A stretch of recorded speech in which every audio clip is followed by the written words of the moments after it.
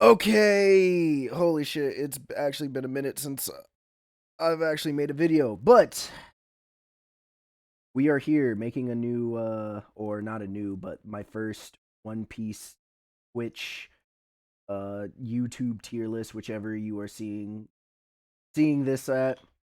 I am here with my guest, Macho Gacho, Hello. and So glad to be here. yeah, and we have been, and I guess a little update is I've just been getting into the One Piece TCG for the past few months, so I haven't really been posting any Monster Hunter, or Pokemon Unite vi- Wait, you play videos. Monster Hunter? Yes, I do play Monster Hunter, Oh, that's cool. and I cannot wait for Wilds, which Wilds gameplay will be going up on the channel. But right now, I am trying to fit in One Piece TCG gameplay because I think this is going to be the thing that I'm going to mainly focus on going forward with the channel. I really do love this card game, and I used to play Magic the Gathering a lot back when I was 16, and I just kind of moved from Magic onwards to the One Piece card game. And a Because good switch at that. yes, I definitely believe this is the best trading card game out on the market, and the cards speak for themselves with the quality and the art and just all the love that they put in with this Yeah, there are some game. thick cards. Yeah, yeah, They're they are. mighty thick. Unlike those paperweight cards, those glorified Yeah, coosters glorified yeah, in Pokemon cards. goosters. Yeah, like the when Dude, you go yeah, to Pokemon cards Chili's. are made out of fucking paper. Like I could I fold that know, into a throwing star. It's I ridiculous. know. They're like those paper those paper cup, not cup holders, but the things you set them on, like those coasters Yeah, that you have yeah. at Chili's. That's what those cards remind me of. Definitely. And you don't need to pull out your fucking glasses to read the text on the card like on Yu-Gi-Oh cards. Unbelievable. I know, right? Quality of life in a card game. Couldn't. I didn't think we would ever get here. I thought Anyways, that was a fantasy. anyways, let's break down how the tier list operates. This is going to be for OP09. The reason why we are not doing Yeah, Alex, 8.5, I can't see it. you can't see it here. I Give, can't see it. give me one. I'm blind. Oh, yeah. I told here. Now you can see it right now. Ah, beautiful. All right. Yes. There. Sorry, I had to I have to bestow upon the abilities of sight to my guest. You won't be disappointed. Anyways, so here's how the tier list is broken down to. We got tier 1, which is the S tier. These are going to be the decks that the whole meta is centered around. Tier 1.5 is A+. These are going to be decks that are kind of the gatekeepers to the top decks. These are decks that can compete with the top decks, but these are not the decks that the meta is centered around. Tier 2 is the A tier decks. These are basically decks that are really good, that can get tops in tournaments, in major tournaments at that. But Int has actually significant showings. It's just they do not have the what's the word? Consistency. Is the Yeah. word. Consistency. They just don't That's have the it. consistency as these top decks up here. And then tier 3, these are going to be kind of your mid-tier level decks. You can still win with these decks. It's just going to be harder, and usually there will be maybe one or two decks towards the top that kind of keeps these decks down here, but still really good and still can pick up some wins even in smaller tournaments. You got tier 4, which is Rogue. These are going to be decks that have won one tournament here and there. These guys can win. It's just going to be really Yeah, hard. These are going to be very skill intensive it sounds decks. good. How are you? Tier 5 is basically trash. Tier 0 is the ban list, and then we have OP10 leaders, a section for OP10 leaders, which we will be discussing. The reason why we are not doing 8.5 is because 8.5 is about to be out of the way, and I just feel as if it's better we talk about what is going to be happening in the nearby future. Plus, I've been spending a lot more time playing in the O9 Eastern format Yeah, than the that's 8.5 very good. Western format. Uh, mean, Yeah, action meanwhile, figures Ellis, actually they're technically not action figures because they can't pose. meanwhile, They Ellis are they're like they're is on the they are call. figurines. They're little statues. They're like little statues. Here, while Ellis is on the call, uh, I'm going, I'm going to kind of explain. I'm going to go over the first character on the list, which is Zoro. Zoro is a deck that is, I would consider, in the tier 3 area. Uh the advantages of this deck is you use the Zoro build and you get the 3 cost SR chopper from OP08, the one where it's on play, you can play an animal 4,000 or less, and when attacking you can play an animal 4,000 or less. This is pretty good because this can get around big threats in the metagame like Blackbeard. Even though you might not rely on the on-play ability, you can still use the chopper as an attacker to put bodies out on field. Issues with this deck come at this cost. It is 3 cost bodies, or you are putting a lot of 3 cost bodies towards your mid or your early to mid game. Thus, black players could just use Jack, or they'll use, or in Smoker's case, Ishigi and trash your guys, or Blackbeard doesn't really have to use a bunch of his combo to get out your character, since he could just sack a stronger. He could just sack a stronger into .q and remove guys. Uh, so Zoro kind of has fallen down from obviously the 8.5 metagame, where he was more of like around this area. Probably 1.5. Well, 8.5 he's definitely tier 2.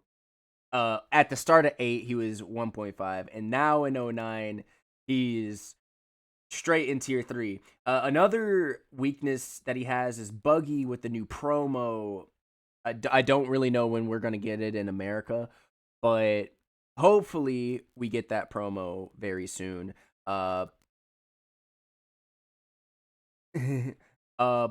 hopefully, when we do get that promo, or I guess not hopefully for the Zoro players, uh, that freaky Oh God, buggy, we're talking about Zoro. yeah. Nah, get him in trash. Get him out of Oh here. my god.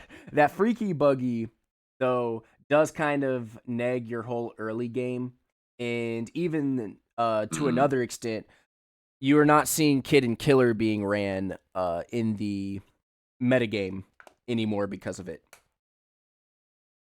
Yeah, it is quite a pain in the ass to get around that if you're going mid range. Yes.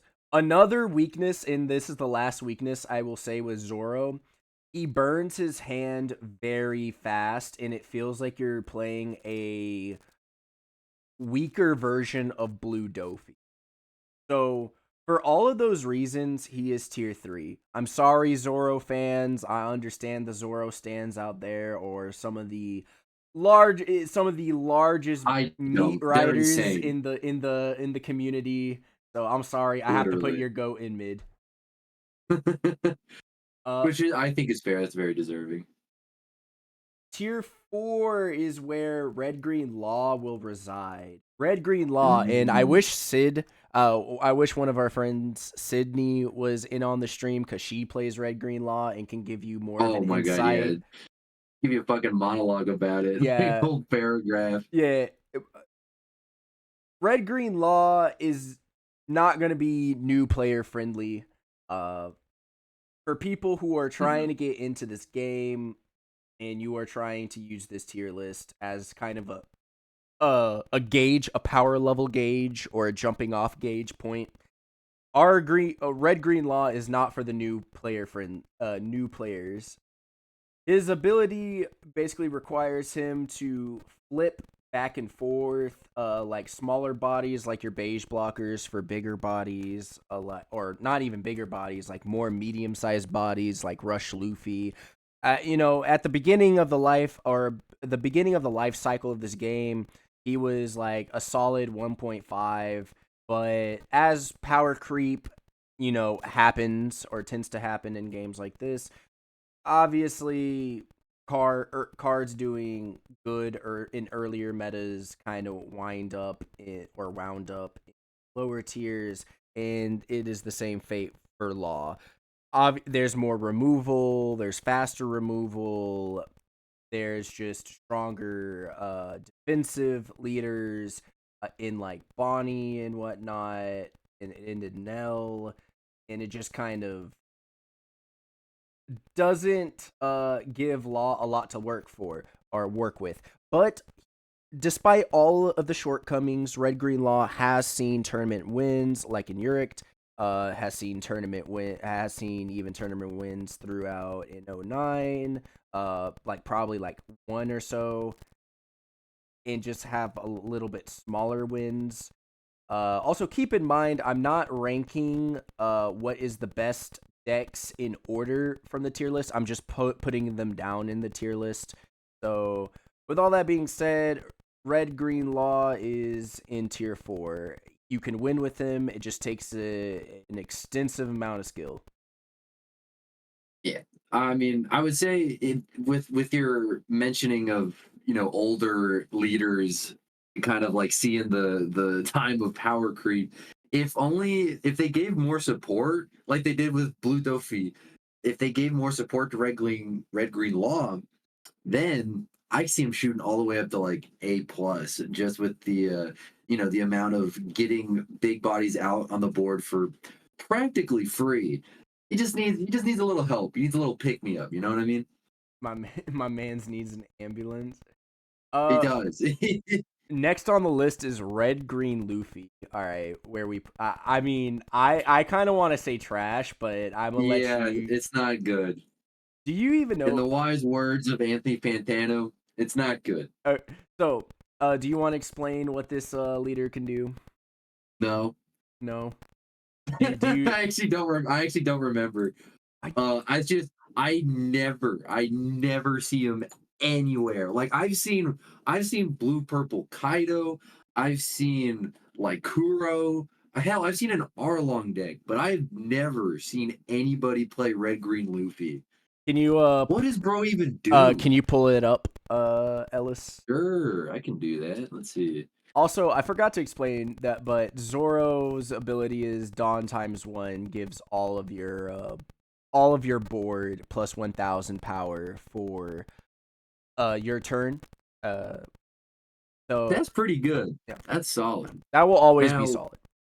what Luffy does is he activate mains once per turn. You have to rest 4 Dawn, set up to one of your Supernova or Straw Hat Crew type character cards with a cost of 5 or less as active, and then it gains 1,000 power.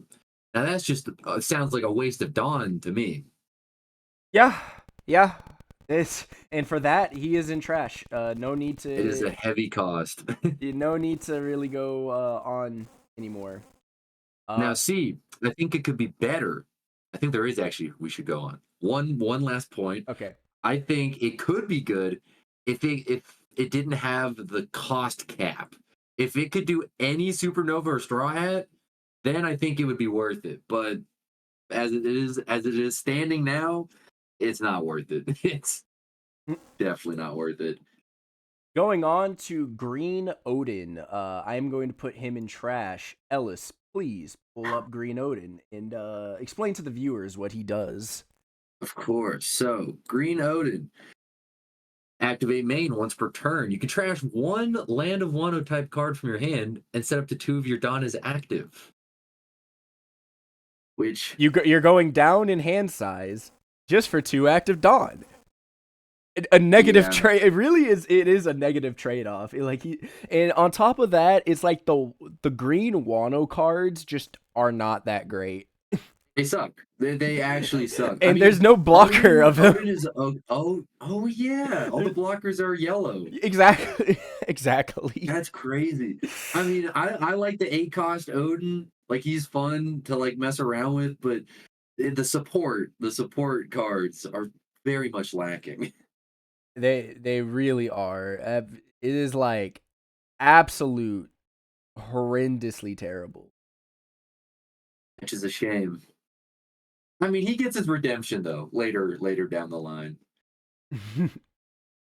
For the first S tier in the format, Ooh, boy, Blue Dofi. you gonna make me sweat with this one. Uh, I'm getting like fired up. the critically acclaimed best deck in format from 8.5 onward. Even though I will get into my personal feelings about it later on in the stream, but as of right now, cracking or calculating all of the wins that Blue Dofi has gotten over the O9 metagame, even spilling off into 8.5 metagame, while acknowledging the power that this deck has gotten due to his starter deck on top of, getting the Jinbeis and OP07 has all cumulated, as well as Perfume Femur and OP07 has all accumulated into a deck where you can flood the board super fast, and basically you are essentially a better Zoro because not only you can flood the board every turn while attacking, That draw power. you do it while also drawing and replacing cards. You can Mhm. do it also from your deck, so you're not losing hand size, so you can keep counter in your hand while also having bigger bodies than what Zoro can produce, or at least good, decent, medium 5 to 6K bodies, while also having a better Diable Jambe in Perfume Femur, since that allows That's where it you. all started. Yeah, since it Oh allows seven. you to, I believe, strike 5K, because it also gives you bonus power for the two don cost instead of just swinging 14K unblockable. And then on top of it, you get access to strong removals like Red Rock. You get strong in Gravity Blade, Raging Tiger. You also get strong removal options in Jozu, which allows you to bounce back Kaya's in hand, or your 2K Peronas or Buggies in hand. So there's a lot of it's not as cut and dry, straightforward as Zoro is. There is a lot of skill or underlying skill. I would definitely say it is a medium skill level deck. If I could give a 1 to 2 star or 1 to 3 star ratings on decks,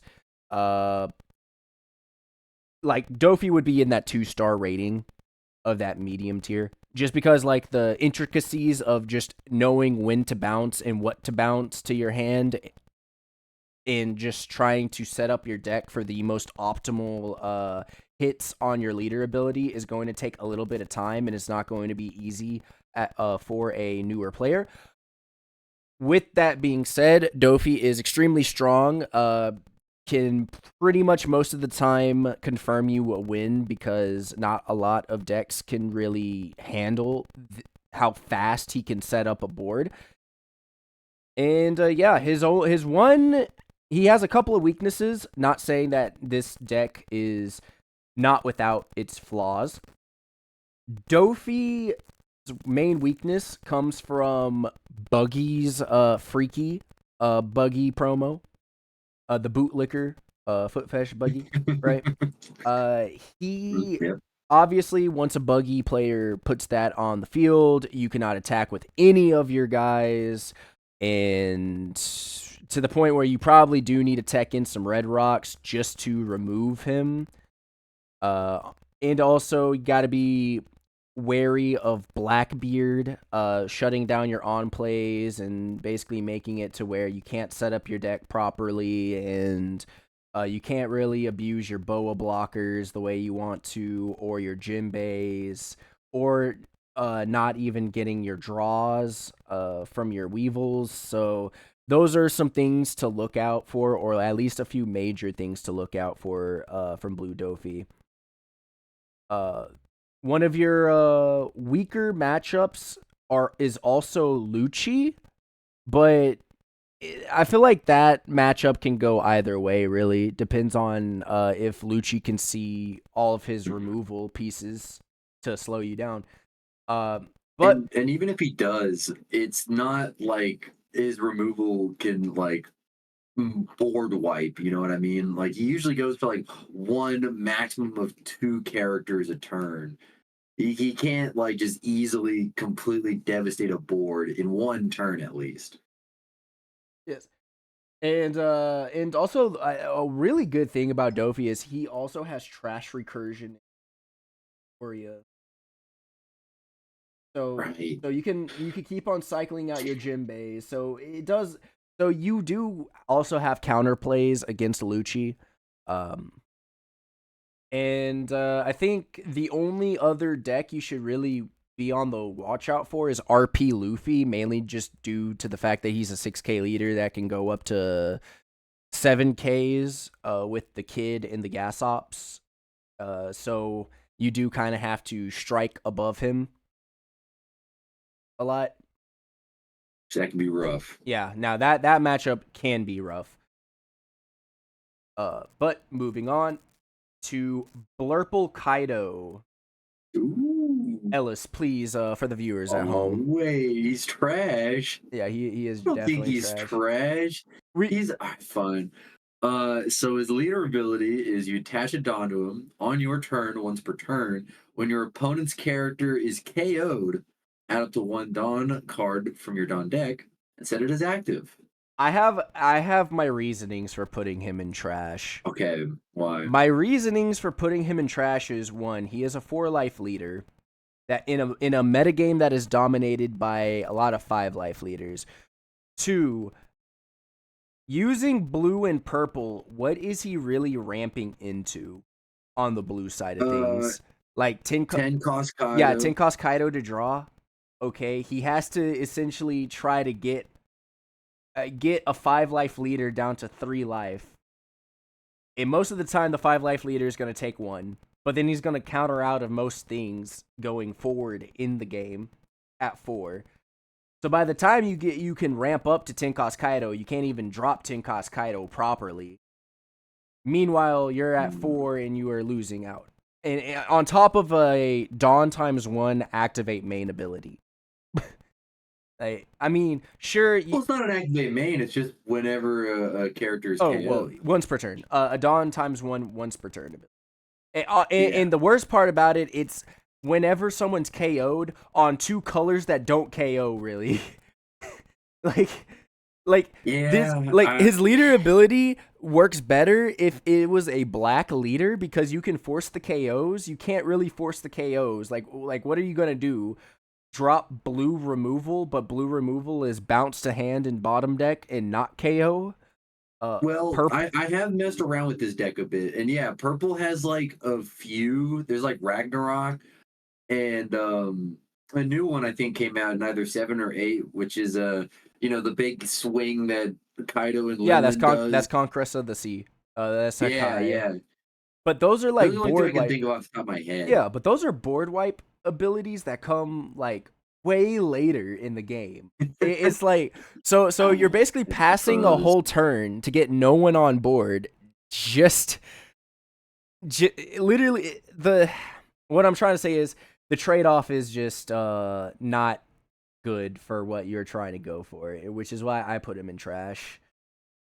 Yeah, I guess I could agree. My love for the 10 cost blue Kaido is muddied my opinion. Obstructing your brain. I love that fucking I card.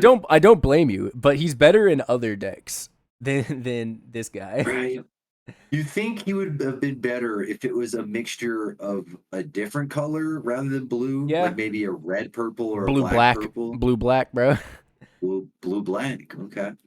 Also, by the way, I forgot to say with Dofi's ability, it's Dawn times 2 when attacking. Look at the top of your deck.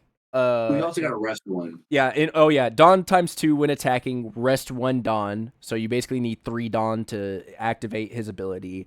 Look at the top of your deck, and if it's a Warlord card or 7 Warlords of the Sea card, 4 or less, then put it out on the field rested. Yeah. Now moving. So bullshit. Now moving on with the list, we got Blurple Croc. Ooh. Now I have some things to say about it. I agree. He is trash. But I've tried to build this deck, and it sucks so badly. I'll let you take the floor. So, all right. So his ability is Dawn times 1. When you activate an event, you may draw 1 card if you have 4 or less cards in your hand and haven't drawn a card using this leader's effect during this turn, which is an absurd way of just saying once per turn. Like they could have just said that instead of that little nonsense.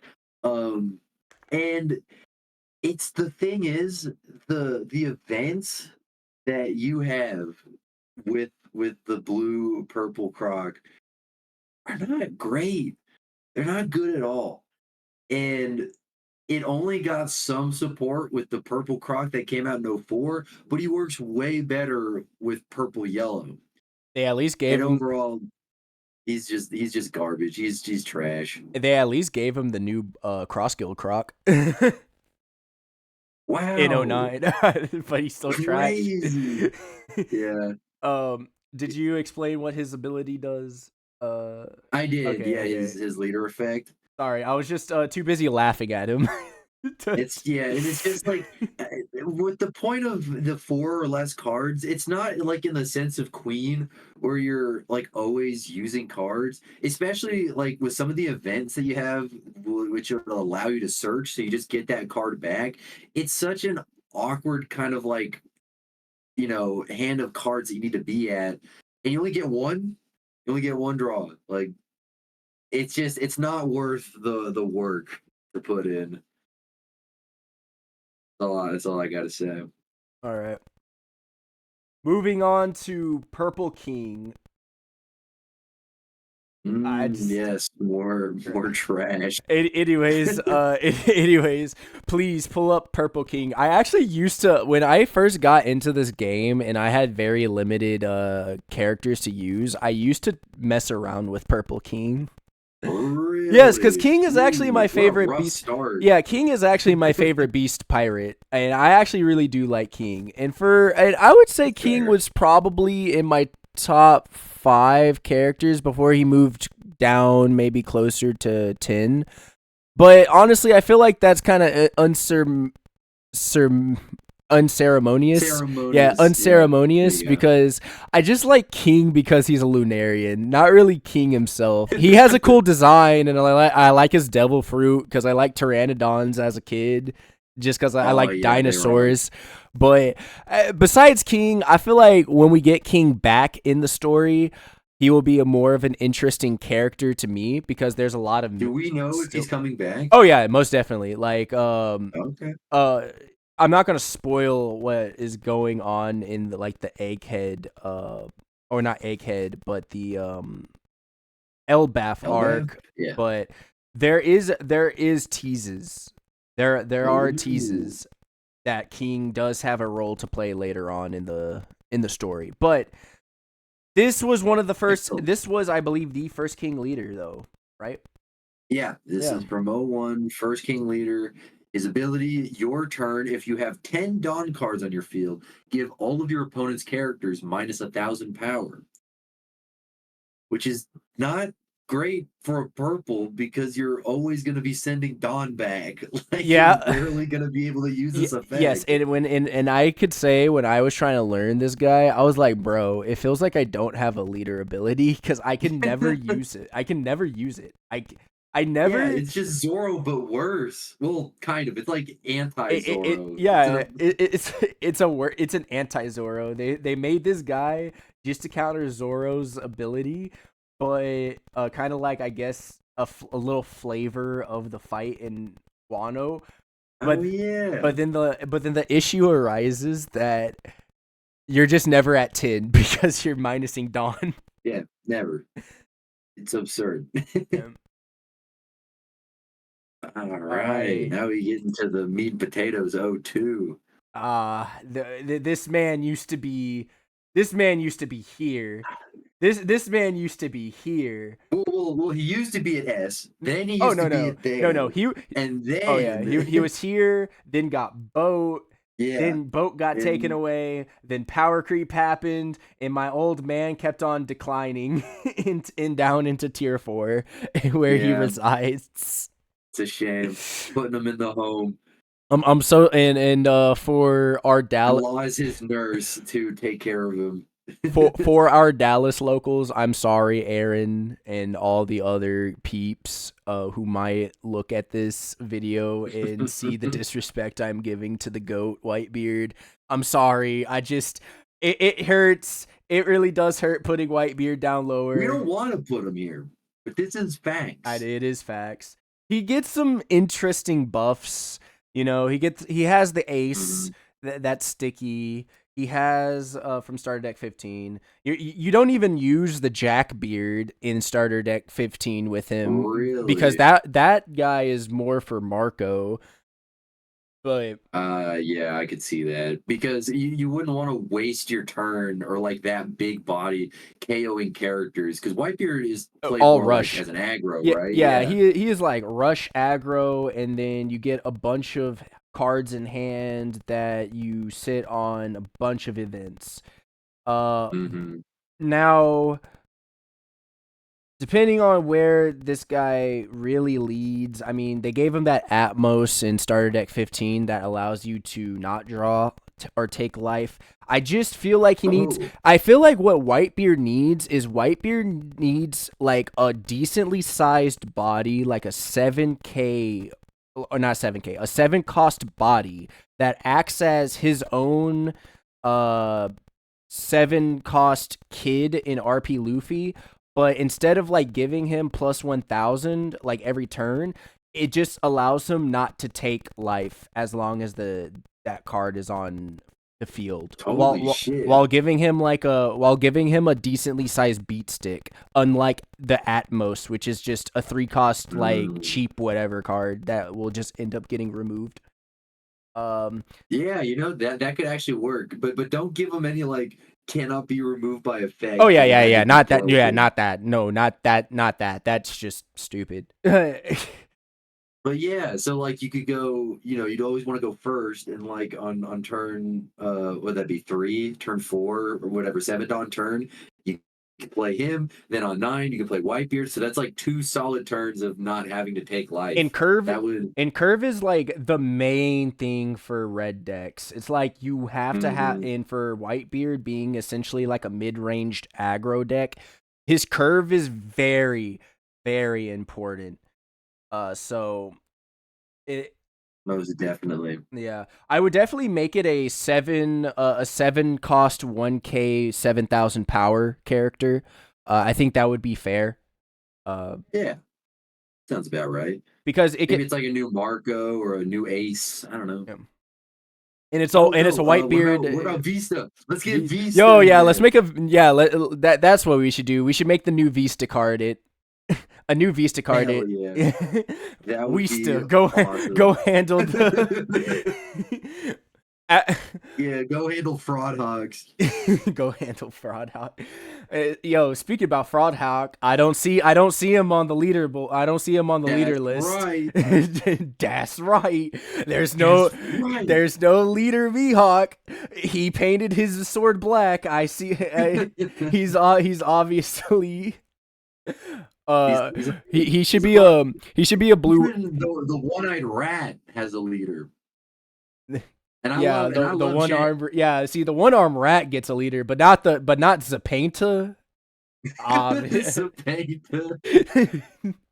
Okay, moving on to one of our favorite old men. Probably, definitely broke my top 10 Mm. favorite characters as of late. After the whole egghead part. you just gotta put respect on Garp. Yeah, yeah. If you know, you Yeah, know. if you know, you know. And what we're gonna do is we are going to put him in Rogue because Garp actually is very Oh, interesting. Um, he is like hit. By the way, Whitebeard's ability is basically taking life like every single at the end of every single turn. And which is basically why he is tier 4. It's not really a great. It's not really a great ability.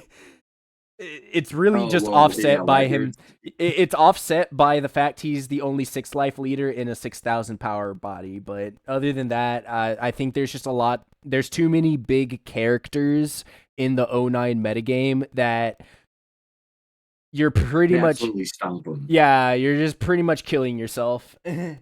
It's not Hmm. as powerful as it once was. But anyways, moving on to Garp. He's a red black leader. That his ability is I forgot the exact text, but it's when you. Don't worry, I got it right All right, here. all right. Here, Ellis. So, on your turn, when this leader or any of your characters is given a Dawn card, give up to one of your opponent's characters with a cost of 7 or less, -1 cost during this turn. Now, this actually got eroded where before it used to say when this leader or one of your characters is given a Dawn, but it was changed to when this leader or any of your characters is given Dawn. And the crazy part What that about this. means Oh, is that you can spread the Dawn around and not have to force it onto one character to get his effect off. and you have cards that can do it like Dragon, but at the same time, I feel as with this deck is you need a little bit too many combo pieces. Like Mm. you need jacks, you need like basically black navy, but then you're red, but then the only red cards you're using is maybe a radical beam or a dragon or maybe you can also use Rayleigh and try to But KO off even a then, power. but it It's wouldn't go along with yeah. Garp's effect. Yeah, It'd feel a little disconnected. yeah, like, and that's the issue with red and black colors, and this isn't just an issue to this guy right here. It's just red and black is just a color combination that doesn't synergize because red wants to KO off of power, black wants to KO off of cost, so it kind of forces you to either play into one or the other. Or you can play into black removal, which is better than red removal, while having red rushers, and that is essentially like the best. That's essentially the best way to play black red leaders. Hmm. Uh, there's potential here. I have seen a little bit of tournament wins, or at least one tournament win off of a red Garp. It's just 4 life leader, a little bit too slow, not a good gecko combo. I mean, I think the best gecko combo you get is resurrecting Kid and Killer from the grave. But then you're getting into buggy territory, and if buggy has the 7 cost promo, then you can't even use Kid and Killer. So Yeah, it gets a little rough. I do agree, there is a lot of potential. I fought against one on the simulator, and just the amount of times that I just see him like attaching Dawn and then just seeing my cost of one of my big guys just like just completely get evaporated. It's a bit threatening. It's a little yeah, scary, and but it doesn't happen as many times as you I think. feel like with Garp, he can hit down big guys easy and even just KO with the Brook, with the Hmm. EB01 Brook. But I think his weakness is he can't KO people like fast enough. And his, with the leader effect, it is limited to 7 or less. Yeah. Like you can't be taking down no Gear 5 Luffy or 10 drop Ace. Like there's none of that. Yeah, that too. He could get like medium sized bodies like sevens and stuff, or he could just try and actually no, I think it's only really 7 bodies he can go. go after because your 8s and your 9s and 10s are pretty much safe from his ability.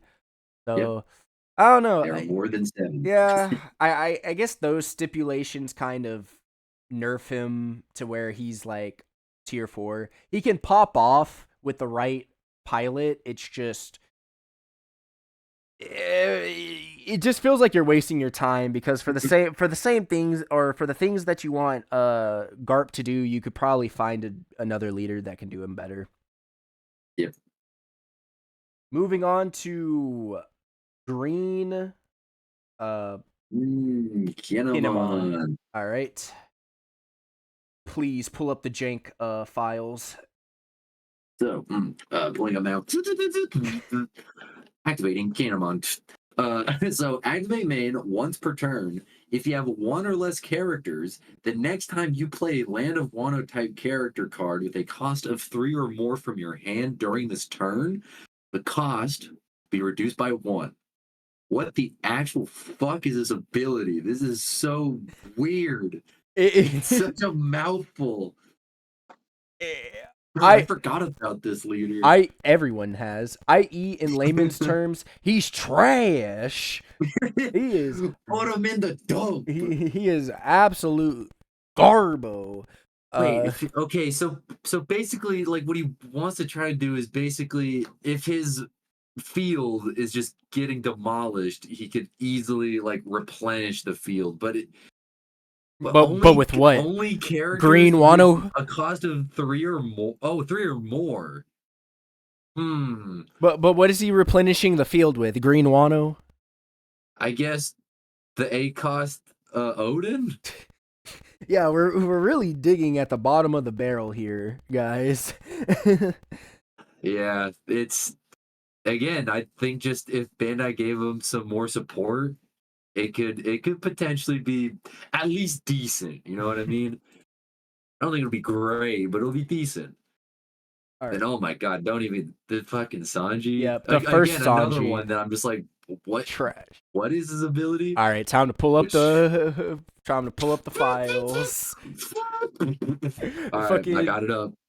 Fucking Sanji. This one he just puts a bunch of vanillas out.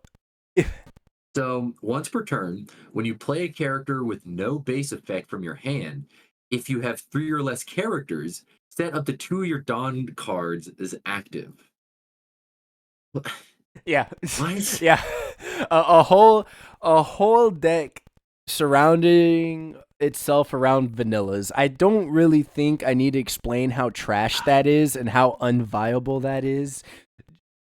Absolutely straight that's shit. garbo. That's awful. All right, moving on.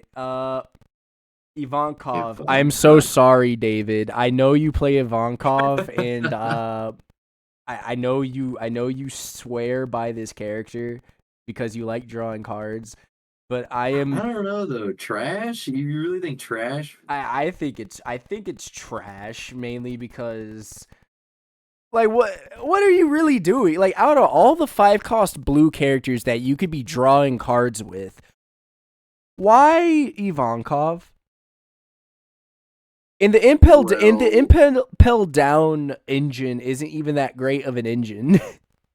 I guess you're right. It's like, yeah, like you're not really working. 0 cards. That's like no, you can hit 0 cards very easy and then like start grabbing stuff. It's just, why do you want to keep on going down to 0 cards just to draw, especially in a metagame where there's a bunch of big bodies with rush like being thrown around? 10-cost aces over here, 10-cost Shanks is over there, 9-cost Luffy's over here. Like, you're just going to get completely like swarmed in the late game. It's just not going to do you any favors. It's really not. How many cards does it draw? Because I do remember. 2. Yeah, so it's the leader ability is once per turn, or is it activate main?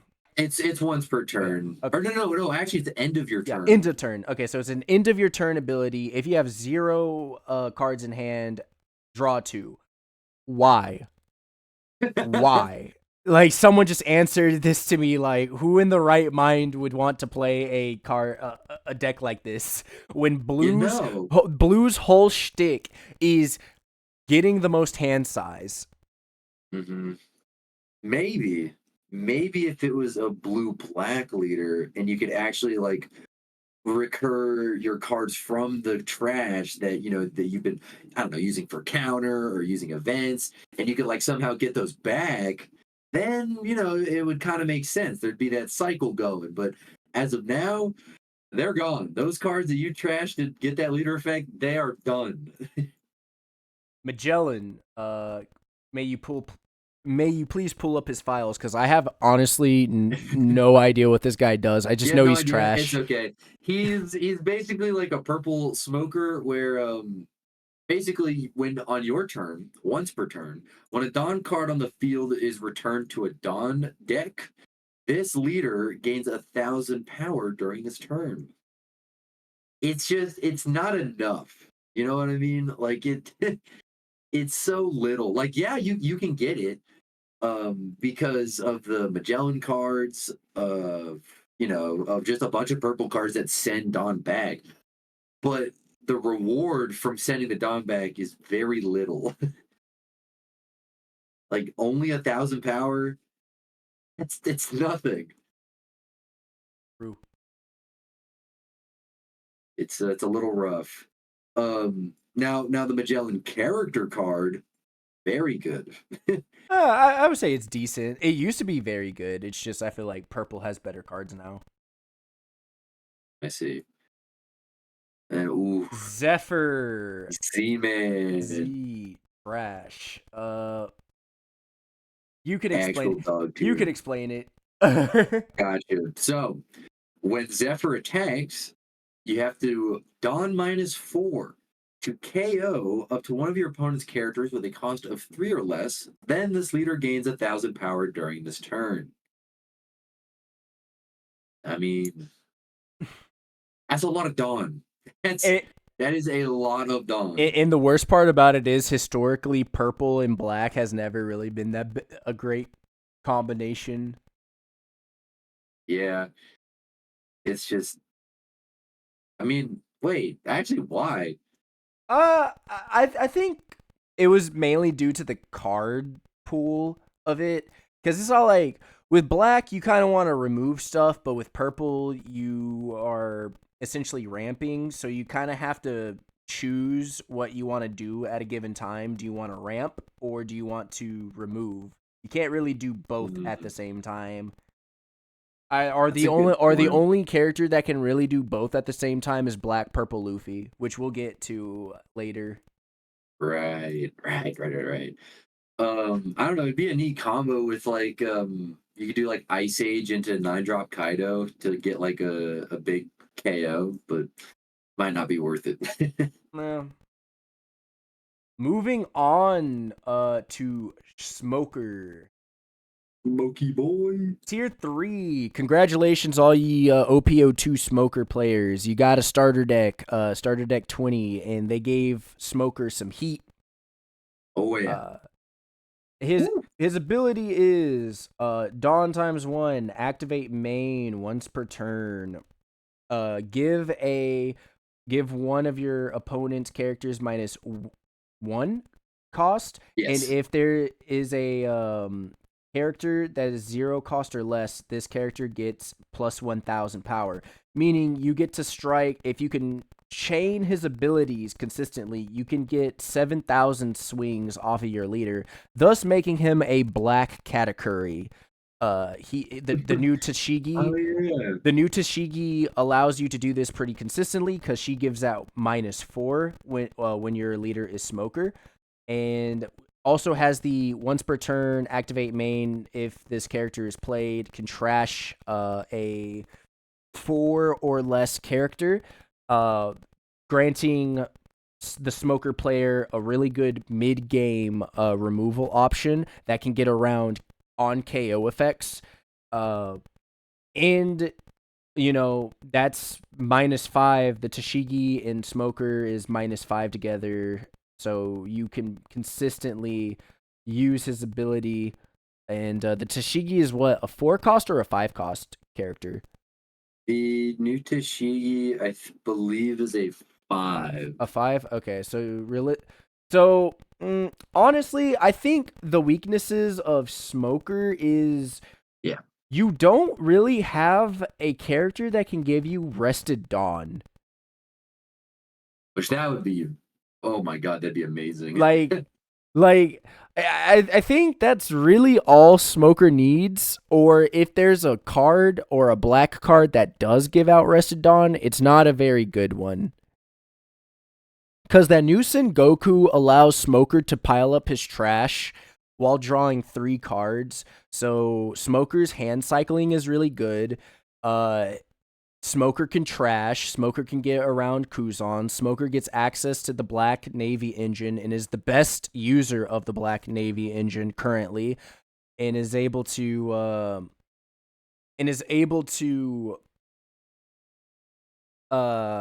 pretty much search what he needs using brand new searchers. Still can use Jack to a good degree. Doesn't really have a strong Gecko play because the strongest thing he can really do is pull Borzolino from trash. Which, I mean, it's still good. That's a nice blocker. Then maybe I think some of them also like to tech in Sakazuki. Maybe some of them like to tech in Sakazuki over Jack, but the issue is Blackbeard and yeah. But at least the Tashigi trash is an activate main. Although the on play, I think the on play is a -4 though, so kind of I see. yeah, kind of saddening. Poor Smokey. He'll never get a win ever. Asu.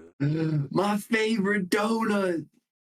He is in tier 4 Rogue. I have seen Ace decks. Bro. I have seen Ace decks pop up here and there. And you know, Ace did get new cards from starter deck 15. It's just Ace isn't the deck he once was. He still has pretty powerful cards, such as the Flame Emperor that I love that card. can remove an 8 cost while granting him 3k and double attack. He still gets access to Rush Ace and stuff like that. So, I mean, just like the potential though for like a board wipe is crazy. And yeah, with Fire Fist specifically. And you can basically use nothing but events, and then sack those events for counter. It will be 1k. Mm-hmm. It will be 1k counters. That's his leader ability. Is whenever he attacks or whenever he is getting attacked, you can just sack an event to gain power for the end of the. Is it for the end of the battle? Yeah, it's the end of the battle. It is for the end of the battle, and it's also event or stage card, so you could use that striker stage. Yes, as well. Yeah. I think the issue with Ace is, honestly, I think it's just really power. I think he's goated, actually. Yeah. I think let's put him in A tier. I think he's actually awesome. He's the best fucking card ever. I just think power creep just got to him. I don't really know what I can say to help his cause. I just think the other red leaders the other red leaders in the game are just better. Yeah, I hate to admit it, but they are. They just kind of like do what he does, but better in a way. Or he's, I don't know, more consistent. I don't know. I really like Ace. He's good. I mean, he has strong pieces like the Rush Ace, because that's basically having like a Rush Ichiji, but spreading out 2,000s to 2 people. It's just, I think one of his weaker parts is he just doesn't really have sufficient enough removal. But now since Red is getting Divine Departure in OP10, maybe But I would still think he would be in this rogue Maybe area. an ace resurgence when OP10 comes along. Maybe. Captain Kuro. I love this guy. You He is bad though. you could explain him. Sure thing. Yeah. So Kuro, his ability is activate main. You rest 3 Dawn. You may rest 2 of your East Blue type characters and set this leader as active and rest up to 1 of your opponent's characters at the cost of 5 or less. So I used to play this deck and I thought it's very fun. It's you know, you can land his effect. It's not completely useless. Like if we were to rank, the in between of like the trash tier, he would be more on the upper end. Um, but just there's not enough good East Blue characters like there's the Django. Django's pretty good in this deck because it allows you to restand your Kuro so you can attack with him again. You also got what was it, the Pussyfoot maneuver? That card that allows you to restand a Kuro, which that also includes the vanilla 6 cost 8K Kuro, which this is a good beat stick, but yeah, other than that, it's not great. It sure as hell is fun though, just being able to restand all the time. It's a blast, but yeah, it's not good. I hate to say it. Next up on the list, Arquan D. Jackson. They had to ban him because his blue hockey was just too powerful for this game. You're No. absolutely right. No, Don't allow he them to tried. instantly win after turn 2. He's so garbage. He's so garbage. Yeah, it's let's see. His effect is you attach 2 Dawn when attacking, rest 1, play up to 1 character card with a cost of 4 or less and a trigger from your hand. That doesn't sound like awful. It It, kind of sounds like Dofi, but a little more complicated. it's not awful, but what makes it awful is he's a 4-life leader and his support is awful. Like the fishman Mm, archetype is just bad. I don't think it's ever gotten any love since the beginning of the game. And all the cards at the beginning of the game were like those whatever like box filler cards. yeah, yeah, I guess so. Like And especially, his well, best card maybe is if it Hody was like, Jones. His best card is oh Hody. yeah, but it's not like he could even play him with this effect. The only characters he could play with this effect are fucking Chu. Uh, wait, can he play? No, I was about to say if he could play the new Fishman Pirates, with the Hody Jones support, it could be a little bit better. But they don't have a trigger. So yeah, what what are, He what are the other only ones? he only It, puts down like a East Blue it's like or a trigger or yeah, it has to be a cost 4 or less and a trigger.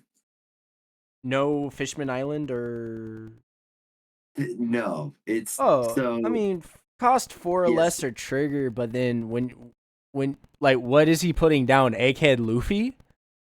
Like like when you say cost 4 or less or trigger, on No, it's yellow it's not green or. It's not or, it's and and. well cost 4 or less and trigger on green and yellow, you're not really working with a lot. I think the best Mhm. card to fit both of those are Frankie, Egghead Luffy, and you are essentially having to waste a 2K counter to do that. Yeah, Bonnie, and a good Bonnie. trigger. I mean, Bonnie is good to put down, so you can. So then, she can already be on the field for ability, but like Yeah. you don't really got big bodies. No. Like yeah, I'm looking at the support from O3. We have like Hachan, we have Kurobi and Chu, and all of them suck ass. They're so bad. They're not even at 5K. Like Chu and Kurobi are 3Ks and Hachan is a 4K. It's rough out here for the fishmen. Speaking about Fishman, their number one hater is next. Nami, Nami, and yeah, she's good. our first A tier, up like Woo! finally. So Nami, you know, you get to she's tier 2, but don't be fooled. She is still pretty good. Obviously, her bad matchups are Dofi and Blackbeard, since they can she or Blackbeard, because Blackbeard can actually turn off her leader ability, which is her win condition, which is this Oh character shit, that's hits right. when this character hits 0 cards in deck, instead of losing, she wins. What's her actual like leader ability? Uh, So, okay, so as it is listed on the card, it says when your deck is reduced to 0, you win the game instead of losing, according to the rules, of course. But her ability is when you attach a one Dawn, and she attacks and deals damage to your opponent's life, you may trash one card from the top of your deck, which is doesn't not really happen a lot.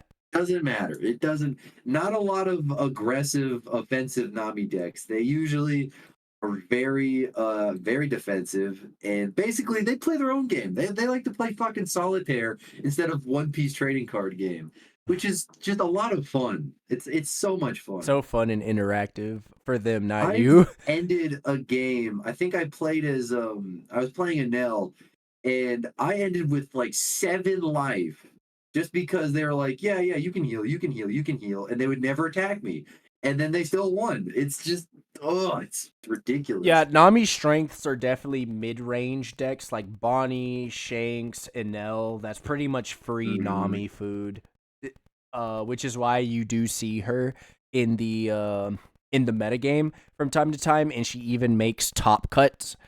You don't really see her win all the big tournaments. That's kind of reserved for the big boys up here in tier 1, but she's still there. She's still a threat, and you still got to watch out for her. So shout out to y'all's, Learn the matchup. yeah, very much learn the Learn it. matchup. Shout out to y'all's Nami mains. You make everyone suffer for y'all's existence. Next on the list, Fucking evil bastards. Ice Pops. No, okay, wait. Why are you disrespecting Ice Pops like Because he this? can't attack. He's a leader that cannot attack. So what? He can summon people for free. Bro, okay, Basically, okay. you send one back and you get to send out any Galila Company character. Anyways, let's explain his ability, and we'll All get right, down all to the right, all deck right. breakdown or leader breakdown. So, Iceberg cannot attack, and he can activate main, Dawn -1, rest this leader, play up to one Galila Company type character card with a cost of 5 or less from your hand. Which there are some pretty decent cards in there. You got Polly, you got Kaku with the Banish, you got Lucci that you can rest a 5 or less, an opponent's 5 or less. And like, dude, free ramp with Galila Company. I think it's a solid rogue A deck. solid rogue deck.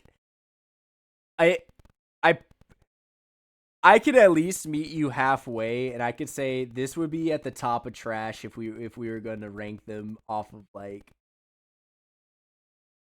Yeah, yeah. In each specific yeah. tier. Because here's the issue: I could not, in no conscience, put Iceberg in a same tier where Whitebeard is.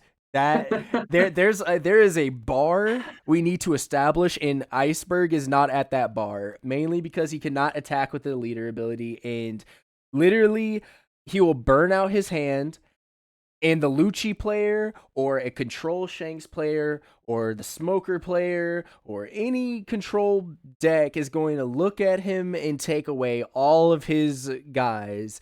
He doesn't really have big bodies he can really put, unless you're going to put the new 9 cost OP09 Luffy into him. But at the same time, if you really want a purple deck that goes wide, just play Foxy, forehead. Oh yeah. Hey, what the fuck, bro? I'm not No, forehead. no, no, no. I Who do you wasn't think I am? talking. Momonosuke? Come on. No, no, no, no. That's being a 5 head. That's being a 5 head. I said a 4 head. That's more like Ivanka. You- Oh yeah, dude. This shit is ridiculous. Actually, no. Yeah, I think Ivankov is a 6 head. Yeah, not 7, but not 5. That's yeah, it's perfect. Next on the list is The the worst Lucci. the OG Lucci. The Lucci You I know the started. meme where it's like like Daniel and the cooler Daniel. It's this. So We I have Lucci and the cooler Lucci. so fun fact, I was a black player in Magic the Gathering. So this Lucci was the first Lucci that I actually learned the game on. And this is the first Lucci that or this Lucci right here was the reason why I wanted another Lucci card, which I got the OP07 Lucci, which I originally was excited for. And then I hated playing Lucci mirrors, and then I just didn't build the deck. But uh, but this is OG Lucci. He has gotten power crept. He originally was the deck Innie's lobby was meant for, because this Lucci's ability was whenever you removed a character out on field, activate main once per turn, you could discard 2 cards and restand this character. In the earlier times of this game, a lot of characters that could restand themselves were seen as powerful, like Green Kid. Nowadays, Mhm. that's not really the truth, because literally, no, like discarding 2 cards just to restand is not the flex you think it is. And on top of the fact that you need to uh, KO someone. So you have to use Dawn to KO someone, but then Mhm. you pretty much need to put Dawn on this leader to swing. It's really this leader ability is used as a game winner, but obviously most of the times you'll never be in a position where you could push game with the leader ability, so it's a very mute point. Wow. Just looking at this tier list, a lot of leaders are ass. Yep. Uh What's going on, Bandai? Let's pick it up a bit. I mean, a lot of these are also like early on in the game leaders. Next on the Yeah, list good point. is Black Yellow Big Mom. That's right. Please pull up her ability. Oh, of course. All right. Dawn times 2. When attacking, rest 2 Dawn. You may trash 1 card from your hand. If you have 1 or less life cards, add up to 1 card from the top of your deck to the top of your life. That's That's a lot you have to do just to heal 1 when you have cards that can Like do it for like for just being played, automatically. for just being Yeah, played, for being played and instead of rest, like basically using up 2 Dawn and trashing a card. But I have seen some funny shit happen with this leader, specifically with the use of "I want to live." Because since you're like already using the black engine and like discarding shit, you just get like more healing, and it's a little I silly. see where they were going for it. Like, you want to discard so you can recur the discarded card back with black, like with Rebecca's and Hmm. stuff. It's just it's very wonky, and you're also doing it off of a 4 life leader. Oh But yeah. I mean, you could still heal, so the 4 life leader isn't that bad per se. But you don't Hmm. really have any good cards that synergizes with this.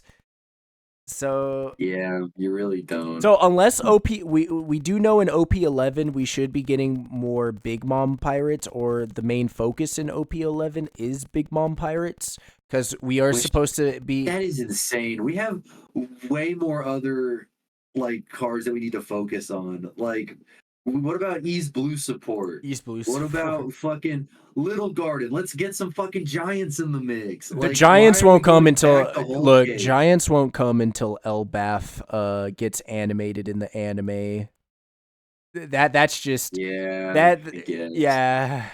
Or else Elbath stuff is going to get spoiled for people who aren't even caught up to the manga. I'm with you. I do want Dory and Baragi as like a starter deck Yes, leaders. bro. That'd be awesome. I mean, you need to get caught up to the manga to see like what Dory and Baragi does in Egghead, because that, I'll wait. bro. They were, I'll wait for the yo, anime. they were in the thick of it, bro. They were putting in the Okay, finest of work. I'm excited. Um, Really, oh yeah, category B? Katakuri is in B because his starter deck actually gives Kata really good buffs, and Katakuri has some pretty interesting, good matchups. Swinging 7 allows him to overswing on Shanks to the point where Shanks has to use his leader ability and dip a 2K almost every one Mm-hmm. of your 7K swings. You can mess around with people's life, and this Katakuri is all about life manipulation and looking at other people's life and putting them down. So I like his little flavor. Even though we are expected another Katakuri leader in 11, I don't know if that Katakuri leader will overtake this one, because this one I believe is actually fairly solid. Swinging 7K attacks Mm-hmm. almost every turn is really good. I just think the issue with him is you are too reliant on the Katakuri blocker to give Katakuri Arrested Dawn, so he can swing 7 on his late game turns while he chain drops Big Mom. Also, Katakuri will still be pretty decent because think about it like this: come OP10, you go second with Katakuri, and your 6 Dawn to 10 Dawn curve looks like this. It is Nico Robin, OP09 Nico Robin trash, OP10 8 cost kid trash into big 10 cost Big Mom trash heal. Like, you basically just go down the line. You Wow. just go down the line. Uh, and if you're going first, then your curve is like 5 cost Kata blocker. So you can put 1 Dawn on your guy into 6 cost Nico Robin. So then you could put 1 Dawn on your guy, or the rest of Dawn on your guy, and then you could put the other Dawn on Katakuri to swing 8, or use the 1 Dawn for like maybe a, I don't know if any defensive abilities are gonna pop up, but then you just use the other 8 Dawn or the other 1 Dawn for a searcher if you have one, or go 8K. Then on your 9 Dawn turn going first, you drop Kid. Then you still have 1 Dawn left over to do the whole same play, as long as your blocker is still alive at this point in time. And then you just chain drop 10 cost moms from 10 going onward. And if you still have your blocker, you can still use your Katakuri effect to swing 7. But maybe 9 times out of 10, your blocker's gone. Katakuri, I mean, he's not as strong as he once was back in OP06, and even in OP05, where him and Enel were essentially the two best yellow decks. I think just due to power creep, Katakuri just kind of went down the totem pole, but he is still good. He's still good. He is a deck that relies very heavily on triggers, which is also explains why he went down. He's a little bit too much of playing for RNG. So I the see. consistency just is not there with him. Okay, so that's why you would put him in B rather than A. Yeah, yeah, definitely. Okay. Some people would still consider him an A, but I just think for this list and for what the metagame is in '09, he's definitely in B. You do see Katakuris pop up in tournaments and have seen win tournaments. And the funny thing is, Zoro, Smoker, and Katakuri all pretty much has the same amount of win rate throughout the '09 metagame. Hmm. So for also those reasons, I could not put one on a higher tier than the other, when they are, all three of these decks are producing very similar results. I see. Uh, Okay. Next up is Vivi. I am putting her in trash only because Red Sanji exists. I don't really see the point of playing Red Vivi. She would be more of one of those. She Yeah. would be more of one of those leaders that I would put like to the top of trash if we were ranking on that way. It's Mhm. just she's just outclassed. Also, she's a leader that cannot attack. So against black decks, Automatic trash. yeah. So it's like against black decks, you're just basically struggling. Hmm. Yeah. Doflamingo, Gurple Dofi, trash. Gurple Dofi, Damn. Gurple Dofi is trash. Oh, by the way, going back to Katakuri's, it's Dawn 1. Look at your life or your opponent's life, and then you can move their life around, and then you get plus 1,000 power. So obviously you get to swing 7,000, which is why I said he is essentially kind of like Smoker, or Smoker Yeah, is he's kind of yellow like him. smoker. He's smoker with jaundice. Yeah, Smoker is yeah. Smoker and Katakuri are basically yin and yang. Vivi is Dawn 1 or Rest 1 Dawn. Nope. Give Nope. what is it, or is it Rest 2 Dawn? It's activate main once per turn, rest 2 Yeah, Dawn. 2 Dawn, yeah. Draw 1 and give one of your characters rush. Yeah, that's Vivi's. And then the leader cannot attack. Yeah, and, the leader. And then Gurple, which is surprising because she had to fight when she was part of Baroque Baroque Works. Works, I know. when she was like undercover. Doesn't make any fucking sense that as soon as she joins the Straw Hats, she doesn't do anything. Well, except talk and cry and punch Luffy, and then get punched by Luffy. and then get immediately clapped back. Bro, she got absolutely clapped back. That right hand was get back in the kitchen. The way Luffy cocked that back and like punched shit out of her. It was insane. That pimp hand was strong. That's my goat right there. Equal rights, equal fights. That is Luffy. Yeah. He'd fight anybody. Then you got Dofi, Gurple Dofi, which is at end of turn, 2 Dawn gets activated, 2 Rested Dawn gets activated. It's so bad. It's not really that great because it's like you can't even use that Dawn for like an 8-cost kid play to play on curve.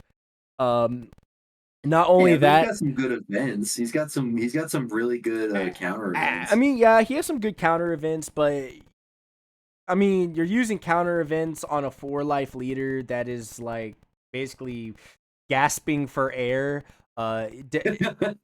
He doesn't have any good. His only good cards are the Bonnie Searcher, maybe the Rosinante, that 8-cost Rosinante that prevents 5 costs from being KO'd, and the 10-cost Dofi, of course. Yes, you still use Birdcage with him, but in a metagame where there's a lot of good mid-range decks, Birdcage just does not have a place unless you are fighting his better version in Blue Dofi. So if you really want to use Dofi, use the blue. Don't use Gurple. Gurple is just for the memes. It's fun though. It's a fun deck. But hey, at least Gurple is getting support in OP10. That's right. Via red purple sugar. Basically, he's taking all of red purple sugar's support in absorbing it into him. Yeah, I mean it makes sense. I mean it does. Next in the trash bin. Next for the trash. Next in the trash bin is green black. Iso, or how should I? Which is a shame because he's so cool. He's such a cool admiral. By the way, sorry, we had to throw up in the trash bin using Gak Isho. We had a Gak. Gak. Yeah. Gak show. Yeah. Now you can explain how trash he is. All right. So I mean, I haven't like delved deep into him, but just reading his leader effect, I can already tell like the main issue. But so his leader effect is you Dawn ×1 on your turn, give all your opponent's characters -1. Okay, not too bad. End of your turn, rest at Dawn, set up to one of your characters with a cost of 5 or less is active.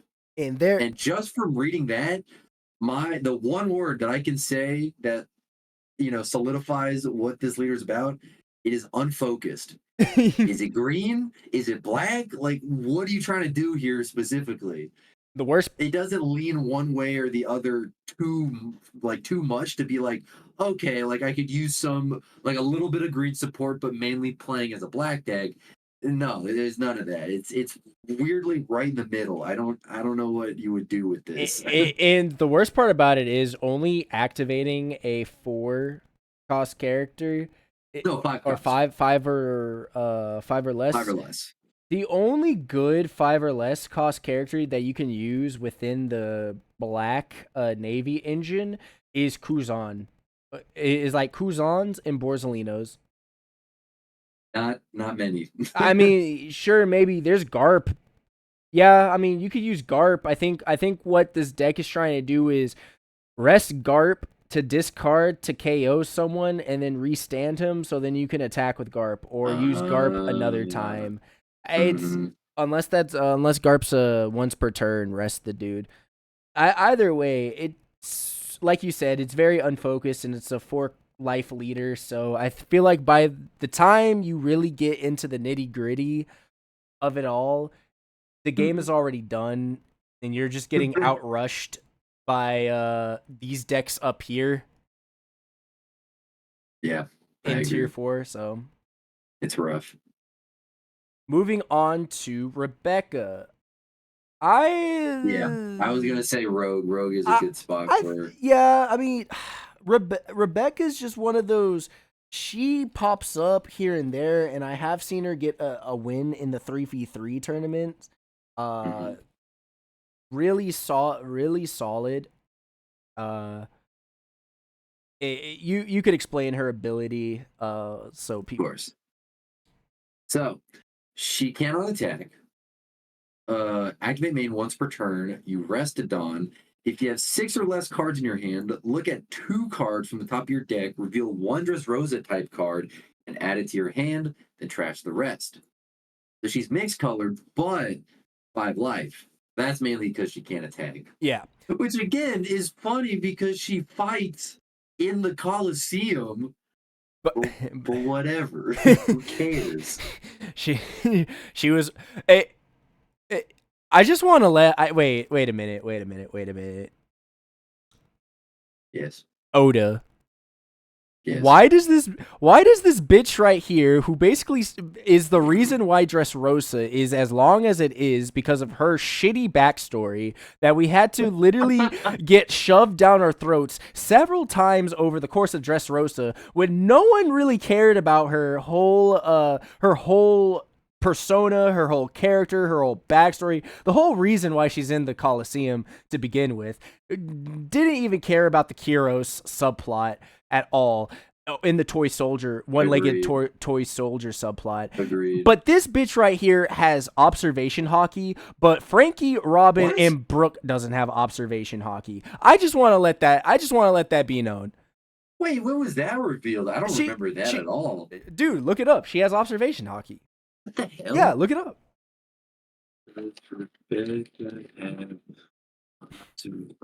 Wait, can't fucking type to save my life.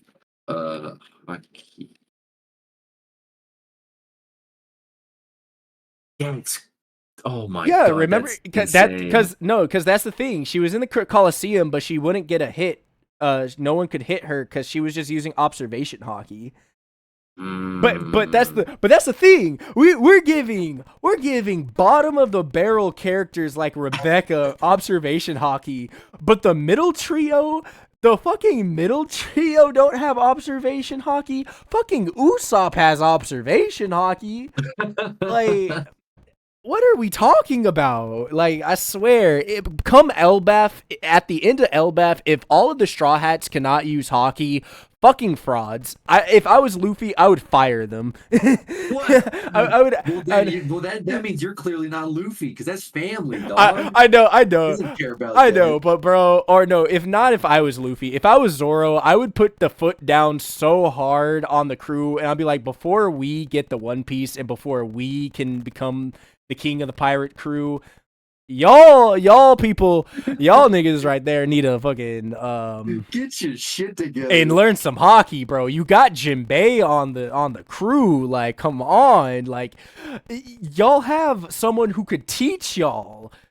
right there who has experience, like Oh, like yeah. years and years of like valuable pirating experience and combat experience in Jinbei that Mhm. can teach you. But what everybody you think all of the middle trio would just have observation, Yeah, they not would even all have like armament? armament, like bro. Yeah.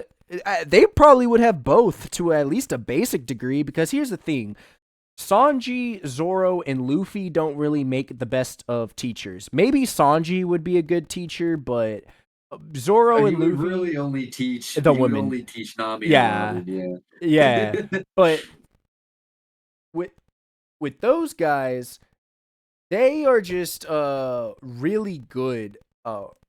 They are just really proficient in hockey. You know. Mhm. Mhm. No, they all need a lesson from old man Rayleigh. Let's go all the way back to Sabaody. Get them trained up. I am so sorry. I had a client. Uh, I guess a little life update for the intermission is I am an audio engineer, so I have clients who call me. So sometimes if I pause, I'm probably getting a call. I will try to cut this out in the video in the post. Where did Ellis go now?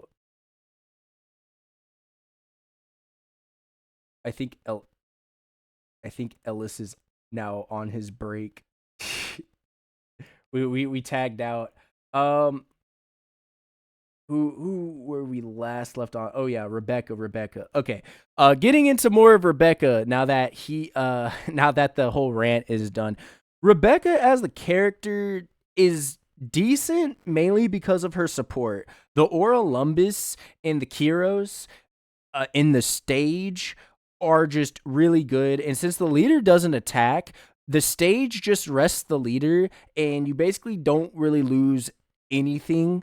You don't really lose like yeah, you don't lose any like attacks or tempo or anything. So it's just fairly decent. Again, it's just hard. She's really good in 3v3s. Other than that, she's tier 4. Moving on to Are we Blue. back? Yeah, we are back. Sorry, I had a client call. Blue Looks like it. Alex is going ahead. Blue Yellow So what do we got here? Queen. Blue Yellow Queen. Definitely in Rogue Queen tier. and Rogue. Yes, I would agree. has one. I think Queen is a very interesting deck, a very, very big brain deck, Yeah, very big brain however. deck. Has won a tournament. Um Wait, Alex, are you there? If you're talking, I cannot hear you. So whoops, sorry. Sorry. There I we go. I was muted. But I dang, where was I? So I don't really play Blue Yellow Queen. So I'm going to pass the ability breakdown to Ellis since he is mainly a yellow player. Ah, yes. All right. So how Queen works is when you attach a Dawn to him and he attacks, if you have a total of 4 or less cards in your life area and hand, you get to draw a card. But if you also have a character with a cost of 8 or more, you may add up to 1 card from the top of your deck to the top of your life cards instead of drawing a card. So basically, you kind of get the best of both worlds with him being blue and yellow. You get that draw potential, plus if you don't need to draw, you just get the heal. Now the tricky part is having a character with a cost of 8 or more. That could take a little bit. That could take a while, and especially starting off as a 4 life leader, you'd really have to play defensively like early game. But then once you get that 9 8 cost out there, or 9 cost 9. Sanji. Oh yeah, I forgot about 9 cost blue Sanji. Um then you just get the heal, and it's not limited. So basically, as long as like if you had no cards in your hand, you could just like keep healing every turn. But that's probably not optimal. Um it's fun, but it's very proactive, I guess. I think if Alex said on the scale of 1 to 3 stars on difficulty, I would say it's like a 3, because you have to keep track of the cards in your hand, cards in your life, what you're playing, when you should heal, how to heal. But it's a load of fun, especially if you use the Ice Oni combo. It kind of goes nutty. Very fun. Not super great though. Like again, you have other leaders that have healing like abilities. I don't know. I guess the only one I'm thinking of is Enel, but You just have it's better fun. yellow leaders. Yeah, you got better yellow leaders. And But he has potential though. yep.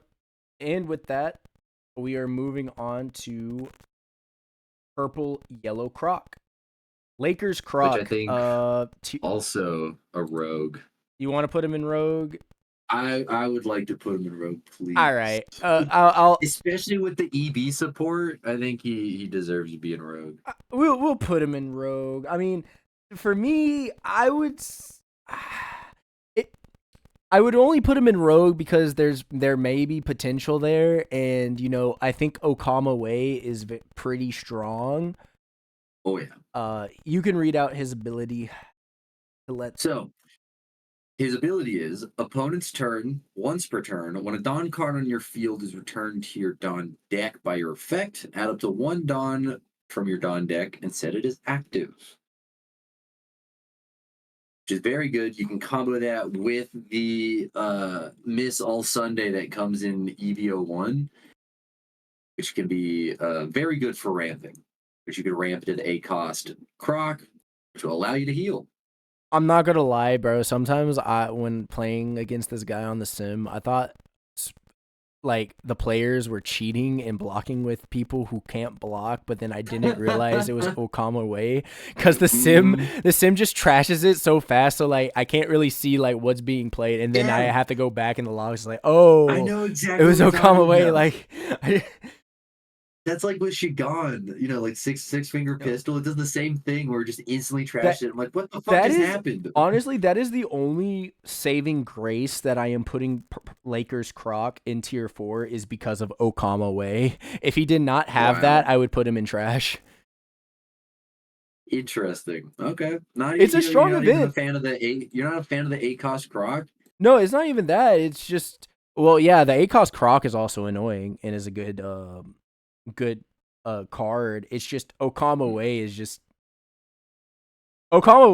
like the thing that really makes this deck what it is. I see. Black Red Sabo tier 4. I'm gonna say Black Red Sabo. This was also a deck that I tried to first use, and this is a notoriously hard deck. 3 stars. Definitely one of the hardest decks to learn in the game. You can save a lot of your big bodies if you know what you're doing. The issue is it takes a lot to know what you are doing, and there's not a lot of chances you can pull out specific. There's not a lot of instances where you can pull out the best ways to save your guys. His ability is Dawn 1, activate main once per turn. If one of your characters, is it 5,000? Here, pull up his abilities. Because I think it's 5,000 or 6,000. Okay. Wait, what do you mean? His attack? No, his ability, his leader ability. It's you get to save a character. Right. Getting KO'd. So you attach a Dawn. It's a 5,000. 5,000 power or more would be KO'd. Yeah. So I was right, 5,000. It's he can be KO'd, but is that through effects or like just also attacking into on the ground? I forget. It just says would be KO'd. Oh, so that also means if you attack into like a bigger body, you can then, instead of having him get KO'd, you can protect him using Black Red Sabo's ability, which that's the good thing. It's just the issue is you always have to make sure you have one Dawn on Black Red Sabo. Yes, you can make sure you have one Dawn on using Namis from the starter deck OP01 or the Koala promos. I just think his weakness is there's not really any black Revolutionary Army characters other than 8-cost Sabo that and even then Oh you yeah. can't combo him off of the red Revolutionary Army characters cuz it's like the red Rev Army characters have Karasu, has Ivankov, and can allow you to go to your board to go wide. But then when you do that, then you don't really have a bunch of black. You don't really have room for any black characters that can remove people. So then the black part of the archetype just takes a hit to the point where like the only like character you can really use that's black is Sabo, is 8-cost Sabo, but you're not Mm-hmm. really hitting things down by cost. What about the 5-cost blocker? The oh yeah, you can also Blocker use Sabo. the 5-cost blocker Sabo, which is one of your best pieces, but it's one of those, it's not focused. I mean, sure, I guess Yeah. pulling a Karasu from the grave with Gecko is pretty decent, all things considered, but It's just not worth it. yeah, It's just not worth it. like Macho said earlier in the stream, with Gak Isho, it's just unfocused. Moving on to Bello Betty, another tier 3 deck. Betty has I've received, seen a lot of plays. yes, Like I've seen a lot of people play with Betty. Betty is a really good budget deck in '09 because all you are really using are Revolutionary Armies type members, maybe 2 dragons, which are about like $5 to $7 each, which you should be getting dragons if you are a red player. And using the new yellow Revolutionary Army cards, which are going to be pretty cheap since most of them are uncommons, and the rares aren't really going to see wide play, so you should expect them at just a couple of dollars.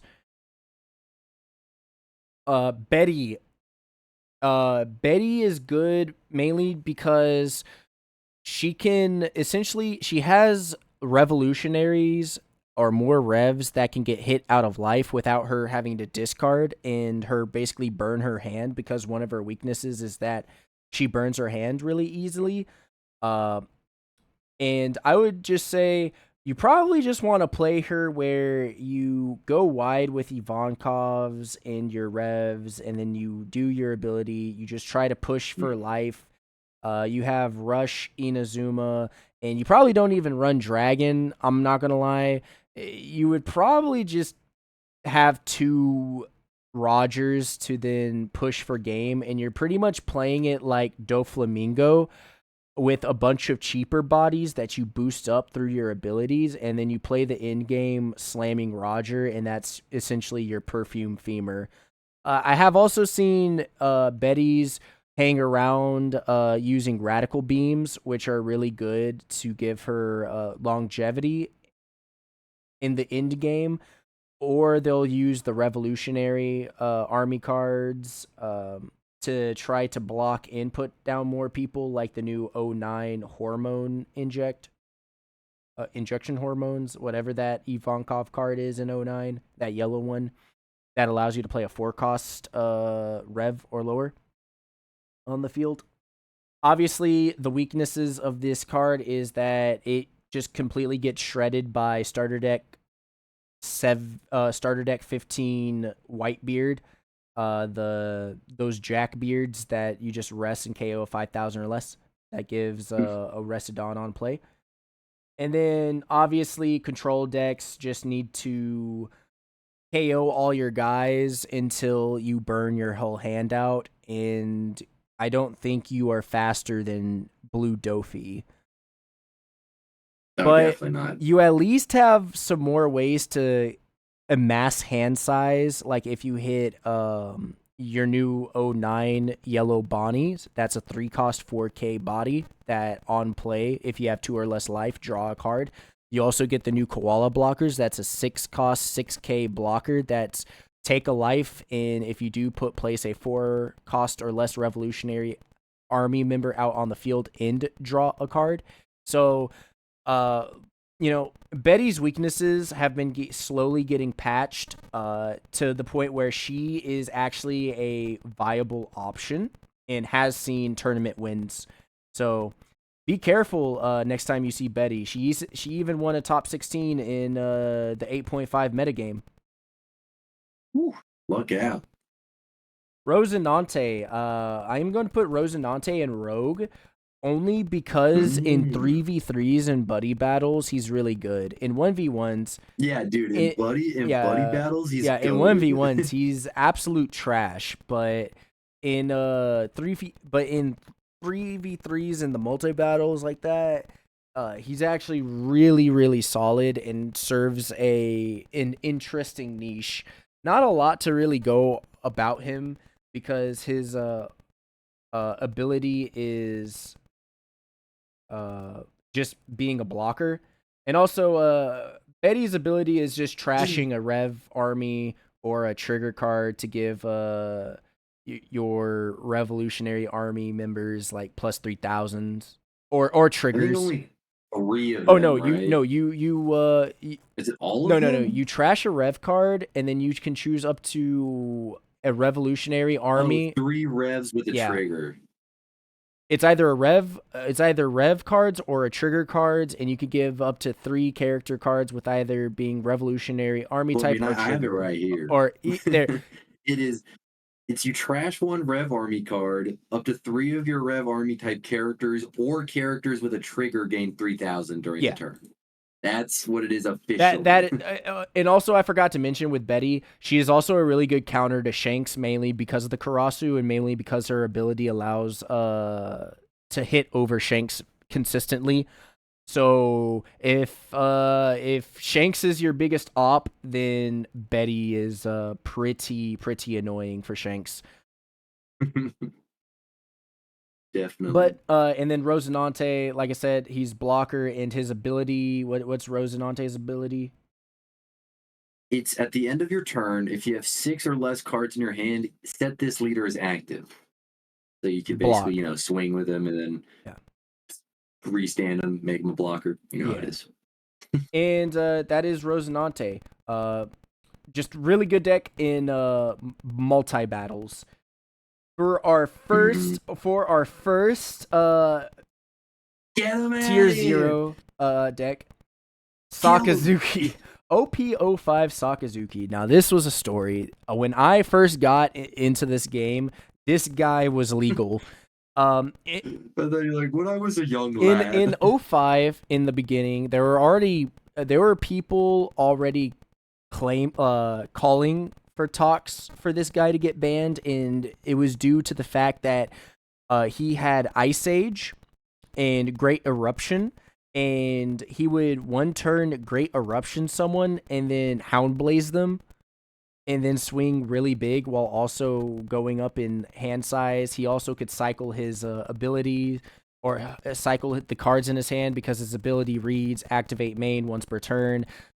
Discard a card and then draw a card and then give -1, which is ridiculous. Then give -1 to a character. It was an absolute ridiculous ability, and the consistency. Like he always saw the cards that he needed. He could pile up trash for when he got Gecko in OP06, which then took him to a whole other level because he would be able to put down Gecko and then put down Borsellino. And back then we didn't have a lot of cards that could trash in the OP05 to OP06 metagame. It was trash. It was such a nightmare until someone else literally surpassed this, but we'll get to that in a moment because the second S tier of our list is here. S tier. Purple Luffy. Purple Luffy's ability Okay. is once per turn, activate a main, take a life, and ramp one active Dawn. That Yeah, if you if you have 0 or 3 or more yeah, Dawn. if you have zero, yeah, if you have 0 or 3 or more Dawn, right? So So you can't be at 1 or yeah, 2, but when you're at 3, then yeah, you're good to yeah. go. You can't ramp on your first turn, but you can ramp. That would You can be ramp. so funny. I would You love can that. ramp turn 2 going onwards, and Mhm. what and Purple Luffy got big buffs in his starter deck, the ST18 starter deck, but then he got even bigger buffs in OP09 through Gum Gum Gigantic, which is one of the excuse me, strongest one of the strongest events in the game because you get to discard you get to Dawn -2, discard a card, draw 2 cards, and go up 4,000 power. So it grants Luffy essentially his own Radical Beam that's actually better than Radical Beam because you get to Mhm. recycle your hand. You also get to go wide with bigger bodies using 7 cost starter deck 18 Luffy, which you can hit on your third turn going first because you would ramp one, then play out Zoro, Searcher, search for your 7 cost Luffy. Then you would ramp another one on your second turn, going up from 6 to 7, play out 7 cost Luffy into 6 cost into the 6,000 Sanji. So then when you attack with him, you could draw a card, and from then on you don't even need to ramp anymore because then you just slam 9 costs rush Luffy's or still flood the board with 7 cost starter deck 18 Luffy and just hang around Gum Gum Giant. Like I said, he just goes tall. He can Right. go tall and wide or really fast. Uh, He's got yeah, variety. he does got variety. He is a very uh strong character. Weaknesses: black is his main weakness, and but the only black And character, again, whose yeah, isn't? but the only black character that can really hit him down and slow him down is Lucci. Other than that, you basically have a good matchup into like everyone. If I'm not mistaken. Also, I think Blue Dofi is one of your weaker matchups, mainly because since you're taking life and you're going down on life, Blue Dofi can really abuse that. But towards other mid Yeah. range decks, and just every other deck in the metagame, like Purple Luffy sits at the top. Yeah. That sounds good. That sounds about right. Next, Ooh, my yeah. boy. Also, another good thing about Purple Luffy and also OP05 and L. Funny enough, they all came from OP05, Purple Luffy and Yellow and L. Is that these two guys get sound loaders or are supposed to be getting sound loaders where you can they have essentially their own alternative new alt arts for the sound loader, and you basically click buttons on the Oh, side and makes sounds from the anime from these two that characters. sounds It's very childish. very It is absurd. very Yeah. obnoxious, but it's for the kids. But I don't even like see that many kids play this game. I don't know. Maybe they just don't show up the Well, locals. yeah, because it's mainly But adults at locals. I'd, I'd yeah, rather kids not show up to locals, to be honest. fair. Yeah, no, I agree. Uh, But then there's a yellow. But then here's is OP05 Yellow Enel. You are the Enel player. Take the floor, Ellis. All right, yeah, I can do that for sure. So my boy Anel has his leader ability read that on your opponent's turn, once per turn, when your number of life cards becomes 0, add 1 card from the top of your deck to the top of your life cards, then trash a card from your hand. And this man has acquired the nickname the Cockroach for a very good reason. So, with this effect, with this ability, it basically means that Enel can just, it's like instead of cycling through your hand, you cycle through your life. And it can get a little ridiculous with the amount of triggers that you can hit that will A, allow you to play characters for free, B, heal, or C, absolutely just negate your opponent. And of course, I'm speaking about beige. With that survivability, it allows him to, live long enough to play his big bodies without any real threat.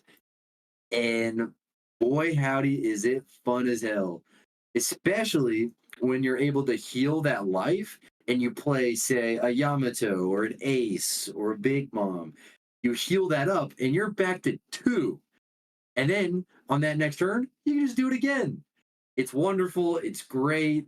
I love this leader. I would say he's an A plus, but the matchups against like Blackbeard or Nami, any other kind of like control is it's a little rough. But one of Enel's shining highlights is that he has a really good matchup into Blue Dofi, which is why you see That's which is why right. you see Enel still top, still is very high in the competitive scene, still a solid deck. They are now opting to use 4/7 cost rush Enels just to get around Blackbeard. Uh, so that is something to take account of. And yeah, I mean, an L is an L. I would probably say he is a 1-star character. Very easy to Oh yeah, brain dead. He's brain very dead, and that's why I love very it. brain dead to understand. Very good starter, or very good deck for people getting into the game and or Mhm. getting into yellow. And the good Yeah, news is the price of Enel's deck is now going down, because aces used to be like 20 to 25, even $30 at one point, and now yeah, they're it's only about ridiculous. 20, 16 to 20. Which is not too shabby. Actually, I think it's even cheaper. Last I checked, Mm. I remember them being at like 15. Oh. It was yeah, Yeah, you need some. pretty. It's pretty. Oh, you're so right. Yeah, You're so like right. yes, this man plays Enel with like only one 10 cost ace. It's the only one I can afford, man. Are you trying to out me out in front of your tens of thousands of audiences? I do not have Unbelievable. tens of thousands. I wish. And then next up on the list is, oh, also obviously Enel's biggest op is Blackbeard, because Blackbeard can shut off your ability. Yeah, you just get no heals, and it's basically Yeah. GG's. Yeah, but Blackbeard tears Enel limb from limb, which is why Enels are running the 7 Yeah, cost Rush Enel, because Blackbeard does not have a Monkey D. Luffy card. Thus, the Enels will stay on the field and not get removed. And if they do try to get removed or KO'd, then you get to trash your life and hit your cycles. So, yeah, it's very good. But other than that matchup, though, he's pretty yeah. solid. Other than that matchup, he's actually pretty solid. Mhm. Then we got Red Purple Uta. What is her ability? Mm. So her ability is when attacking, you may trash one film type card from your hand, and you get to give up to one of your opponent's characters minus 2k power during this turn. Then add up to one Dawn card from your Dawn deck and rest it. I really don't know anything about this leader. Like this She is she essentially ramps into 10 cost Shanks. I mean, the one that KOs like a that 10k. in Rush Shanks in '09. Right, yeah. That it's really because since Red got better top end, RP Uta can do something. She has won a tournament. I do remember seeing a winning deck list of her, or she got at least high in there. Uh, so I would say she's a solid rogue deck. Uh, it just still needs a little bit of work, but getting there. Yeah. Get this track. Big fish man. Wait. Yeah, I know Okay. you're not Is about he? to make an argument that he is rogue. Hear me out though. No, I don't want to hear you out. He's fun Oh yeah, though. He's a oh yeah, fun he's deck. fun. Like obviously, when I put characters down in trash, these are the for fun decks, obviously. But it's just, Yeah. it's just, there's no way these decks are competing with anything above. Yeah. And No, it's you're. mainly I because of know. the engine. Because, like, bruh, the new Fishman Island engine isn't a good engine either. He's decent. Hey, I've actually won a locals oh, with you it. can, you can. It's just, come on, having to take life pretty consistently with Hody Jones and then having to basically rest Hody Well, no, Jones you. to not take Yeah, you life. just press the leader. Yeah. Which segue, Ellis, please explain what the Hody leader is or does. Oh, right, yeah. So Hody, basically on activate main, you may rest him, and you get to rest one of your opponent's Dawn or 3-cost characters. Then you don't have to add life to your hand using your own effects. So it's like a weird kind of Whitebeard thing, just like adding life to your hand. Which a lot of the new Fishman pirates, basically all of them require you to activate their effect. You have to take life. But some of those effects are pretty decent. Like Daruma, where he could just like restand uh is pretty good. You just attach like a bunch of Dawn to him and you can just restand him for free. Like you don't have to uh like if you rest Hody, you can restand him for free and not rest any Dawn or trash a card or anything like that. Hody and Hyozo, you just get like you just power up and rest a 4-cost, which a lot of decent blockers are 4-cost. You got like 4-cost Rebecca, and it's 4 or less, of course. Yeah. But it's like with all the other, it's like with Vivi and Rebecca. You're not attacking with your leader if you want to not chunk your life every single time you want to use their actually like decent effects. It's it's just it's not great. You know what? I'll reel it back. It's not rogue. It's It is ass, so. In but it's fine. I love them it's anyway. fun, Jink. Black Green Perona. Where do we put her? Tier 3 or Rogue? Nah, tier Tier 3. 3. You okay? I hate I, fighting I, this deck. It's just so I annoying. the issue with this deck revolves around you need Ryuma in trash. It does get some new Thriller Bark support. I just don't really think it has the win. Yeah, nah. I'm gonna put it at the top of Rogue. I don't really think it has. Okay. I don't really think it has the wins to be considered tier 3. But I mean, it is on Mm, it is on like the cusp of being tier 3. It's just in a mm, very awkward spot. I see. That makes sense. Then, I mean, I just think it's crazy because Perona's effect, you just oh get to yeah, do it no, for oh yeah, free, oh no yeah, no. cost. Like Perona's effect is so good. Which read to the viewers out her effect. Oh, oh, of course. So, what you can do, you can activate main once per turn. You get to choose one of the following: rest one of your opponent's characters with a cost of 4 or less, or give up to one of your opponent's characters -1 cost during the turn. You get to choose either one of them for free, no hold bars. Absolutely nuts. Well, and she's black, so she can hit things down with Ice Age to rest. Actually, you know what? What? She's not black. She's white. Look at Oh her. my god. It's a It's a zing. zing. He hit me with the zinger. Get some new catchphrase. What do you think? Yeah, I mean, I mean,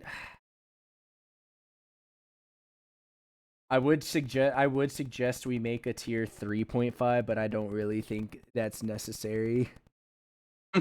Nah, nah, it's fine. But yeah, she would basically be at the top of Rogue. Uh, has her own. Hmm. I think she's at least won one thing, but you don't really see Perona uh quite often. Next on the list, Yamato. Yamato, I will put yes, in I would Rogue. agree. I would put Rogue. it in Rogue. Yamato in '06 was really good, but due to power creep, Yamato just kind of subsided. I think everyone already knows the strat, and especially the thing that kind of keeps her down into this rogue territory is definitely Shanks, because her strat revolves around going 8 to 9 to your face, but Shanks, if you play like how I do, which is defensive event Shanks, completely just negs this woman. like Yeah. like absolutely, you will not get, like, you try to put Dawn onto her to try to swing in just to try to swing in big to get the double attack is not going to go as well as you think into that deck. And even if Shanks allows you to do that, you're giving Shanks a bunch of cards, and Shanks is mainly going to have a bunch of like 2Ks and events in hand or really high bodies. Shanks has the means to slow Yamato down. Um, and how's the Enel matchup into Yamato? Um, I haven't experienced it too often, but the times that I had, it's honestly not too bad. It's pretty easy for me, just because you see if it had banish, that would be rough. That would I mean absolutely they destroy use me. the Onami to give Yamato banish. Yeah, but it doesn't come up as frequently as you think. And if that does happen, I usually have quite a few 2Ks and like L4. Uh, and like I'll especially be able to grab those easily when they don't have the Onami and they just swing in for the double attack, and I'll be like, yeah, yummy, free Funny cards, free triggers, funny yum enough, I yum. think L Thor is gonna get replaced with Damned Punk come OP10. So Wait, but they have completely different uses though. L4 is for defensive like countering, and Damn Punk is for I removal. know, but I'm saying it's still events. I think. I mean, mm, I think the reason why I would say Damn Punk would be used is because you get to remove a 5 cost or less without having to play around on play Nami effects or Gadatsu effects just to get around Mm, Blackbeard. So the augurs can die, or you can like KO the augurs. Obviously, you can't that's KO a the good new point. 5 cost Kuzan since it can't be removed for no reason. But Absolutely it is absurd. absurd. And I partially play Blackbeard too, and I believe it's absurd. And I think Yeah, you're like, okay, I love this guy, but this is yeah, and I think ridiculous. Blackbeard is already a good deck. And whoa, Buggy, you're skipping the line. First, we're gonna go Gecko. Yeah, fall Fall back. back, Gecko. It down in Rogue. This, oh how the mighty have fallen. When Thank this Christ. guy was out on Oh yeah. By the way, we forgot to get into Yamato's ability. It's very simple. It's she gets double attack, and then her ability is activate main once per turn. When your opponent is at 3 or less life, give up to 2 rested dawn to a character on your field. And yes, super straightforward character. Actually, very easy to pick up. 1 star simplicity, and the deck should Mm. not run you a bunch of money. Well, not anymore, at least. Yeah. Uh, Another one of those OP06 powerhouses that now reside in the Rogue deck. Wow, that actually was really quick when you think about it, because OP06 was just earlier this spring. Oh and yeah. look where, Wait. yeah, and look Whoa. where these guys are at now in Rogue. Gek Yeah. All of them, even like Uta, and just all of them. Gecko Gecko Gecko's issue is there's just better black decks now. Uh Oh, way Gecko better. also gets completely dunked on by Blackbeard. Gecko also gets Gecko also can go wide. It's a black deck that can go wide, which gives him his own niche. But It's not a good it's niche. not that it's not a good niche. It's just you're not really using powerful cards. And in a metagame where Blackbeard is very prevalent, it's like, okay, you can't really remove, or the only times you get to remove are 4 cost or lowers due to Absalom, but you got to use Dawn for your ability, which now is a good time to read out the ability. All right. Gecko Moira. You get this up real quick. All right, there we go. So the ability of More, Moria. I keep thinking it's Moira. it's not All right. Overwatch. I know, bro. Get out of my head. Get out of my head. I want Overwatch to leave, but it'll never. Anyway, Dawn times 1. When attacking, you rest 2 Dawn. You can trash 1 card from your hand. Trash 2 cards from the top of your deck and play up to 1 Thriller Bark Pirate type character card. They cost a 4 or less from your trash. That's a lot of trashing if you can't tell. That's 3 cards getting trashed in 1 ability. But lucky for Moria, Jesus Christ, you can, resurrect them back from the trash pretty easily. I just think he just struggles because the things he's resurrecting back from trash aren't very. It's not Yeah, they're good. not really game changers, you know. Yeah, especially, imagine if he could bring back his own character card. That would be No, that would be insane. absolutely jail busted. Be funny though. But still solid. You could still see some wins or expect some wins for Moria here and there. Yeah. Next on the list,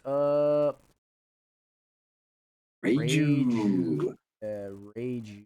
Yeah, I would say B. B. Especially with the '07 support. It's the Porsche. It's really Yeah, the it really Porsche is. that just like skyrocketed this Now character. Reiju is definitely on like the tail end of B. Uh, Hmm. I would say like Reiju for me is definitely on the tail end of B tier. About to go into Rogue. Yeah. I I don't know if she has any tops. Oh, what? Oh, my brain goes to a different direction whenever you say the My tops. God, get your head out the gutter. Sorry, bro. Sorry, bro. I don't know. Actually, Probably. hmm. I'm like looking at the list. Hmm. I would think because I Yeah, think no, this no, is the no. She perfect example of. Well, sorry to jump track a bit, but I think this is like one of the mixed colored leaders that I think blend into each other really well. Like it's both a blue feel and a purple feel. that You know what I also mean? gives you a Like black they feel. That intertwine. also gives you a black feel because of the trash recursion. Honestly, honest. Are you just yeah? I mean, with the Yeah. Vinsmoke Wait. family You want to engine, know what's sad? I feel like Reiju can yeah, trash recur better than most other decks. Oh. really, just but it's category locked though, right? It's archetype locked to I mean, Germa yeah. 66, right? Yeah. Her whole deck is essentially Germa 66, besides the Porsche in the choppers, or the Raging Hmm. Blade Gravity Tigers if you run them. But you know the Ichijis make it really powerful, and the fact that you don't really have to worry about black KOing your cards is also really good. In Yeah, red 'cause you just KOing your get them cards. back. Yep. Which is why I would put at tier 3 and not in Rogue, and I do believe I have seen her show up from time to time in tournaments throughout the game's life cycle for O9. I just cannot say the same for Yamato or Perona. But I Yeah, know Yamato, Perona, and Gecko probably could have like one win apiece. yeah, that sounds about right. Uh, Red Green Odin. I really don't know where to put Red Green Odin, but I'm going to put him kind of towards the top of trash. No, no, no, There, no, bro, Pedro, you're I know. I'm so so bad. sorry, Pedro. That's his goal I right know. there. But there's a reason for it.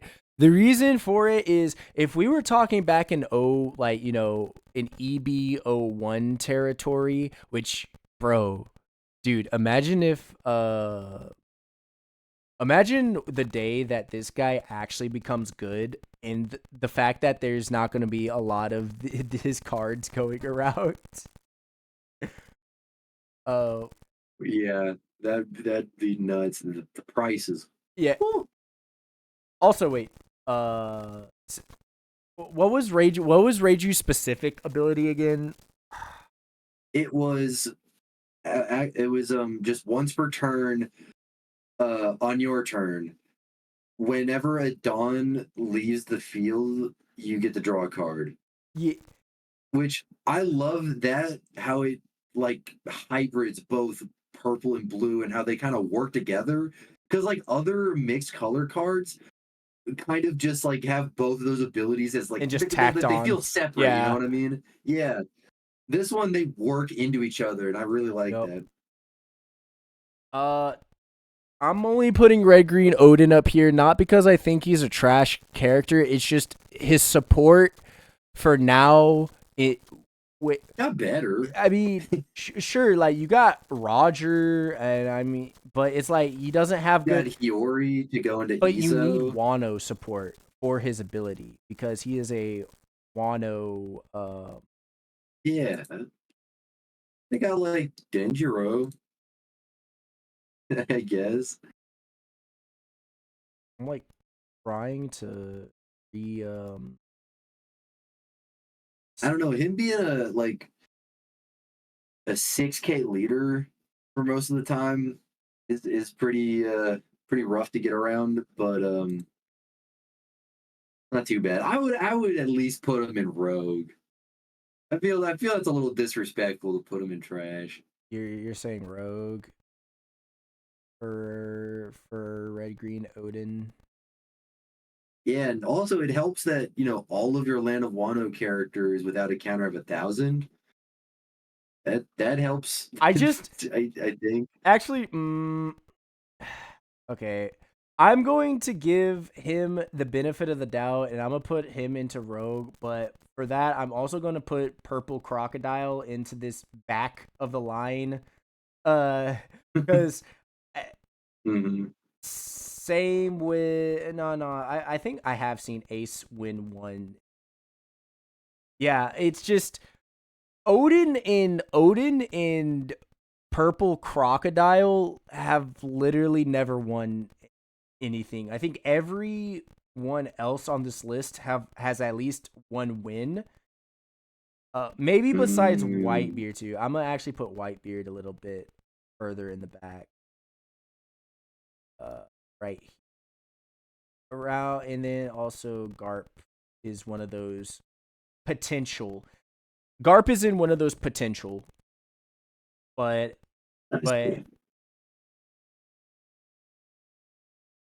this is potential, and this is just Whitebeard's just like really good, and then these are essentially Rebecca and Rosinante are guys that are good in different formats, and then everything else from Red, Purple, Uta going top is like people who've actually won at least one one event in the cycle, Right.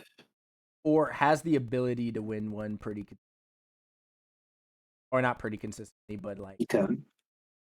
you still gotta worry about him. Hannibal. Yeah. Hannibal is right. Also, wait, we Ooh. didn't say Odin's ability, right? Oh yeah. All right. So a rewind bit. So Odin's ability is all of your Land of Wano type character cards without a counter have a 1,000 counter, according to the rules. And Dawn times one when attacking. If you have a Land of Wano type character with a cost of 5 or more, this leader gains 1,000 power until the start of your next turn. Which I like. I think it's pretty Yeah. epic and cool. So then Hannibal, at the end of your turn, you may return one of your impelled down type characters with a cost of 2 or more to the owner's hand. Add up to one Dawn card from your Dawn deck and set it as active. So you get a little bit of ramp while getting some cards back into your in hand. the Probably. And the reason why I put Hannibal in trash is because most of the characters you get to use are 5Ks characters that just completely get, and are cheap cost characters that completely get obliterated by Lucci and Shanks, and you just burn your hand. Very trash character. I see. I really have no comment. I don't know nothing about him. Next on the list, Kyros. You Bum ass You Kyros. reveal let's activate main once per turn. You reveal the top of your life, and then you get to KO a 0 cost or less. Oh, that's the first leader effect that's a KO. I just realized, like, because all the other like black leaders, they just Well, minus. yeah, because it would This is be. one where the Do leader you understand KOs. how broken that would be if we got like a leader that could KO consistently to like RP Law? But like Yeah, I suppose so. inbuilt KO on a black leader sounds absolutely stupid on so many occasions. You just want him to But spam Ice what if you had to Ages. like KO on -1, like -1 or Cost can't -2? go down to You had to negative. do so much. Oh, but attack, but power can.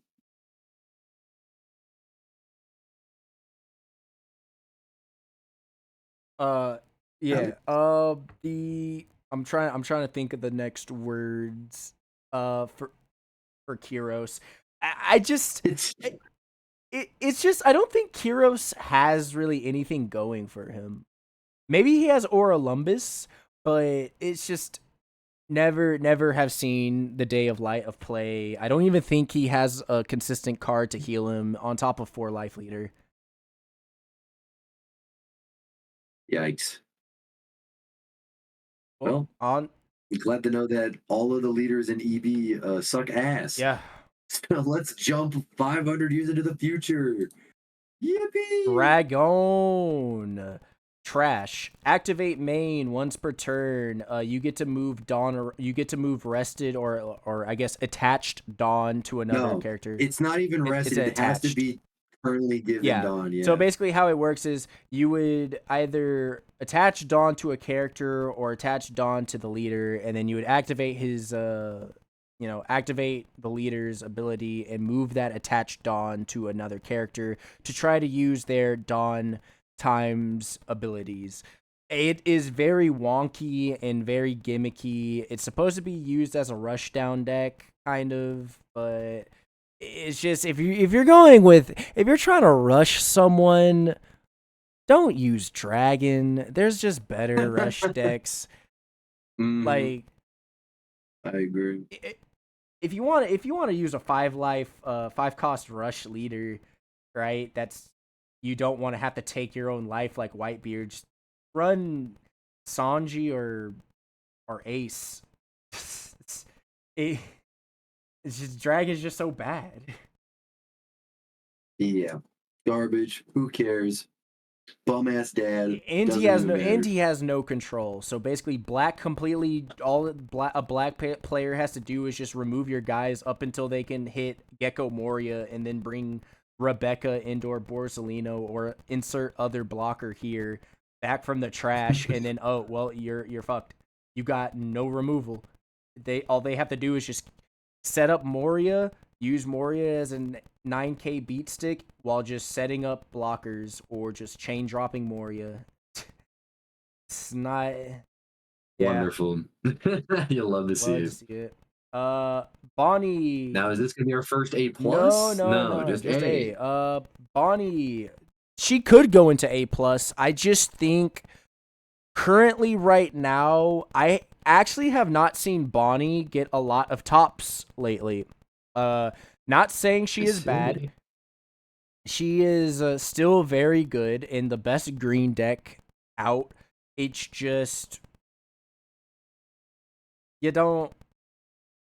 It's just right now with Blackbeard being high up in the meta, your on play abilities are just negated almost all the time. So your new 9 cost Shanks is there's no point. Your Dofi no point, and you're just putting down one character at a time and just letting Mm. Teach freeze them to then. But that's only against one matchup, though. But If you think about all the other different in matchups, Dofi, and in Purple Luffy is not really that great because they go wide. So yeah, sure, you get to use your leader ability, but you're sacking one while they are filling up the board faster than you are. Shanks completely stomps you, and Lucci completely stomps you. Shanks stomps you because he has good rush cards that gets around your ability. Lucci stomps you mm, because Lucci is supposed to eat up green decks. So that's just a match loss. right. And then I your see. only good matchup towards the top tier to the very top tiers is Black Yellow Luffy because you get to rest the blocker like the Sabo blockers to try to push for game. And the Right. minute they attack with Moria, you just KO Moria with 9 cost Shanks if they don't hit the combo and get a Sabo to give Moria protection. But also, when you think about it, you got Hody. You also have Hody Jones that can rest the Sabo blockers and then push for game if you put all the Right. Dawn onto him. So, you know, that is basically one of Bonnie's best matchups. Bonnie also doesn't really have the greatest matchup against Nami. Uh, I really don't know who would be better, Bonnie or Nami. They kind of are in the same power level. It's just kind of really either or. Uh, Okay. Next up on the list, also Bonnie's ability is activate main once per turn, or when it's activate main once per turn when your Yeah. opponent attacks. Rest one Dawn and rest one of your opponent's characters. Can be any cost, which is why Bonnie is very strong. Next on the list is Boa. Boa sees tournament play. Uh, Boa still hangs around. It's just the issue with Boa is you are always in the shadow of Blue Oh, Dofi. So Dofi. it's like if you're going to use Yeah. Boa, just use Blue Dofi. Yeah, No no point. point. And Yeah. also Just the tier 2 leaders are just strictly better than Boa. yeah. No. For sure. Because I mean, let's see, what's her effect? It's your turn once per turn. This effect can be activated when a character is removed from the field by your effect, and if you have 5 or less cards in hand, draw a card.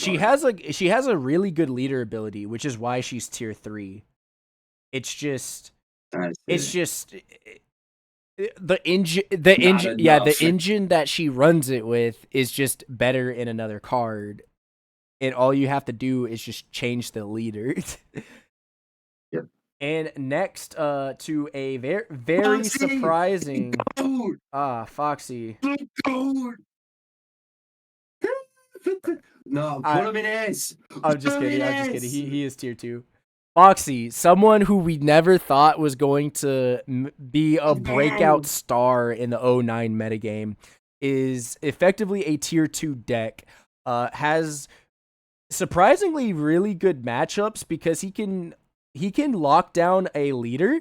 He has an amazing matchup against Blue Dofi because once Dofi swings up, that's his only swing.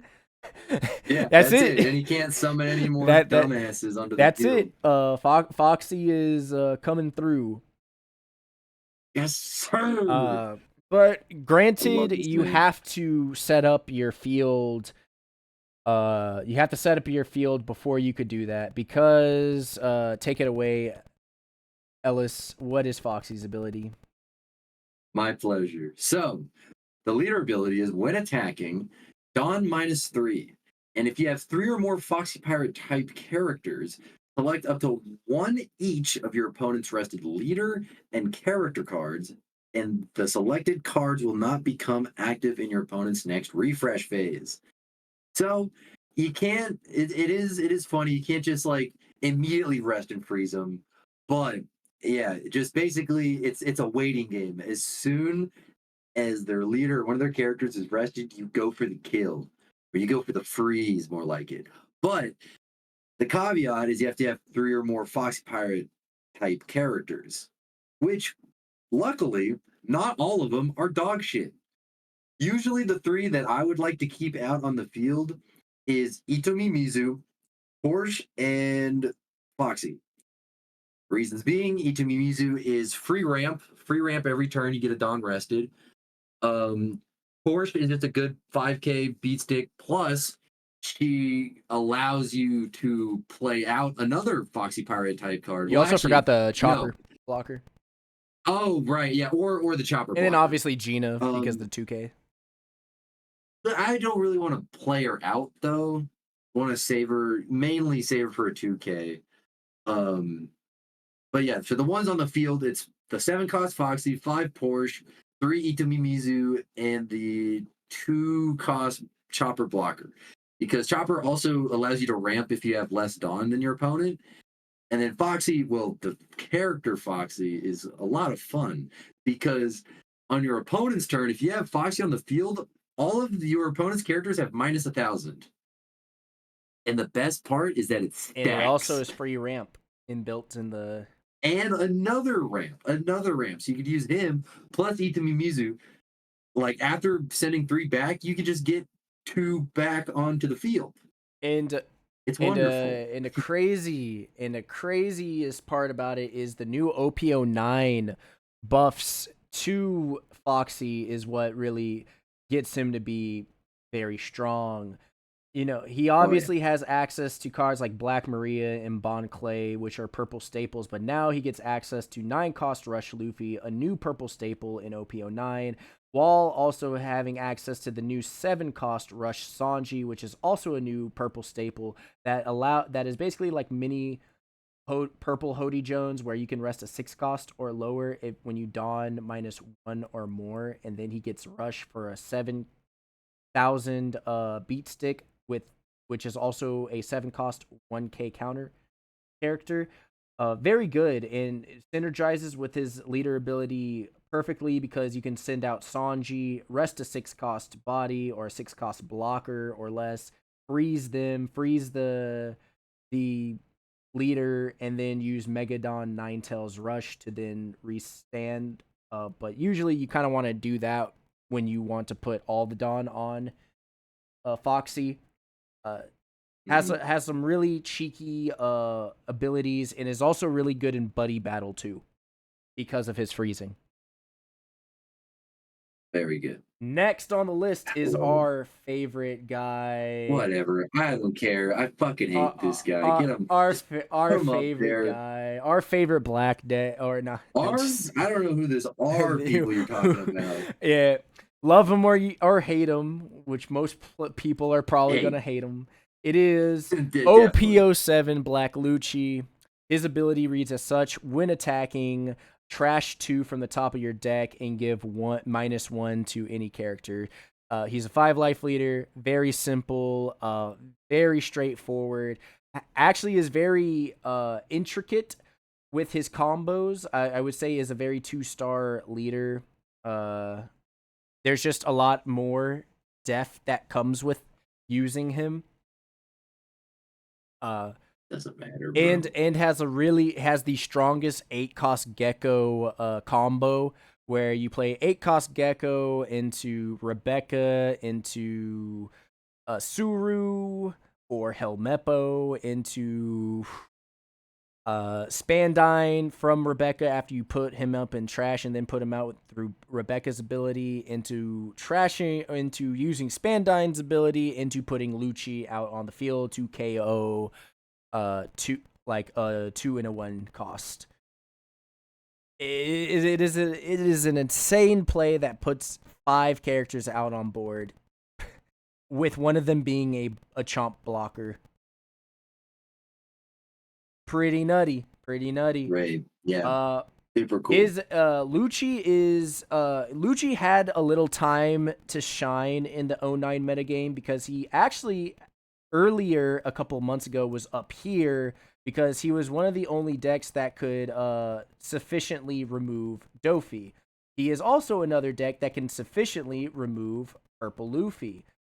But he is down in 1.5 because of Blackbeard, because most of Rob Lucci's cards are on plays.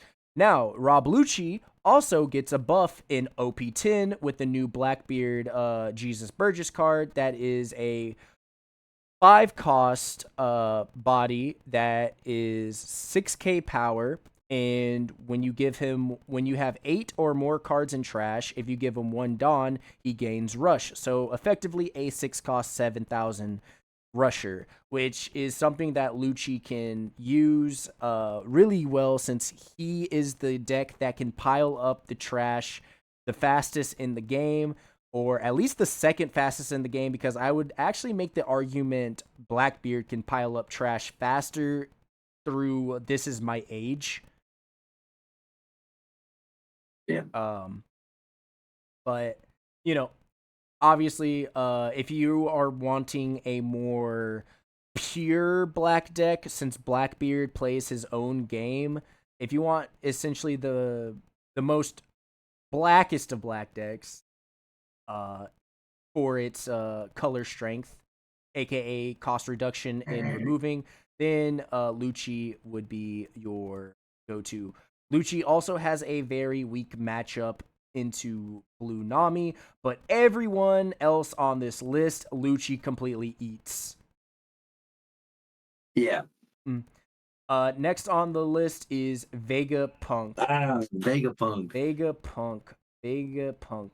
He is I would put him interesting. into Rogue, kind of somewhere Mhm. around this part of Rogue, because you have seen Vegapunk show up at Worlds and even top sometimes, but those were in like OP08, OP8, OP8.5.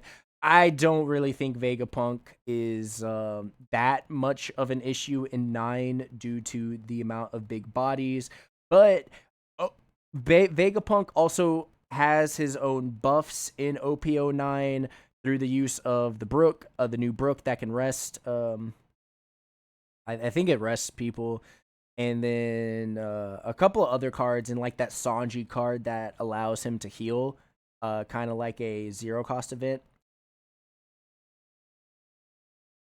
That's Nice. that those are some That's things. about Yeah, that's it. about it. That's, He I can't attack, and you can read off his don't know. ability. Being able to heal every turn is pretty Yeah, which neat. is why he is in Rogue. And what is his ability specifically? So his ability reads that he cannot attack. He can activate main once per turn, rest at dawn. Select up to one egghead type card with a cost of 5 or less from your hand and play it, or add it to the top of your life cards face up.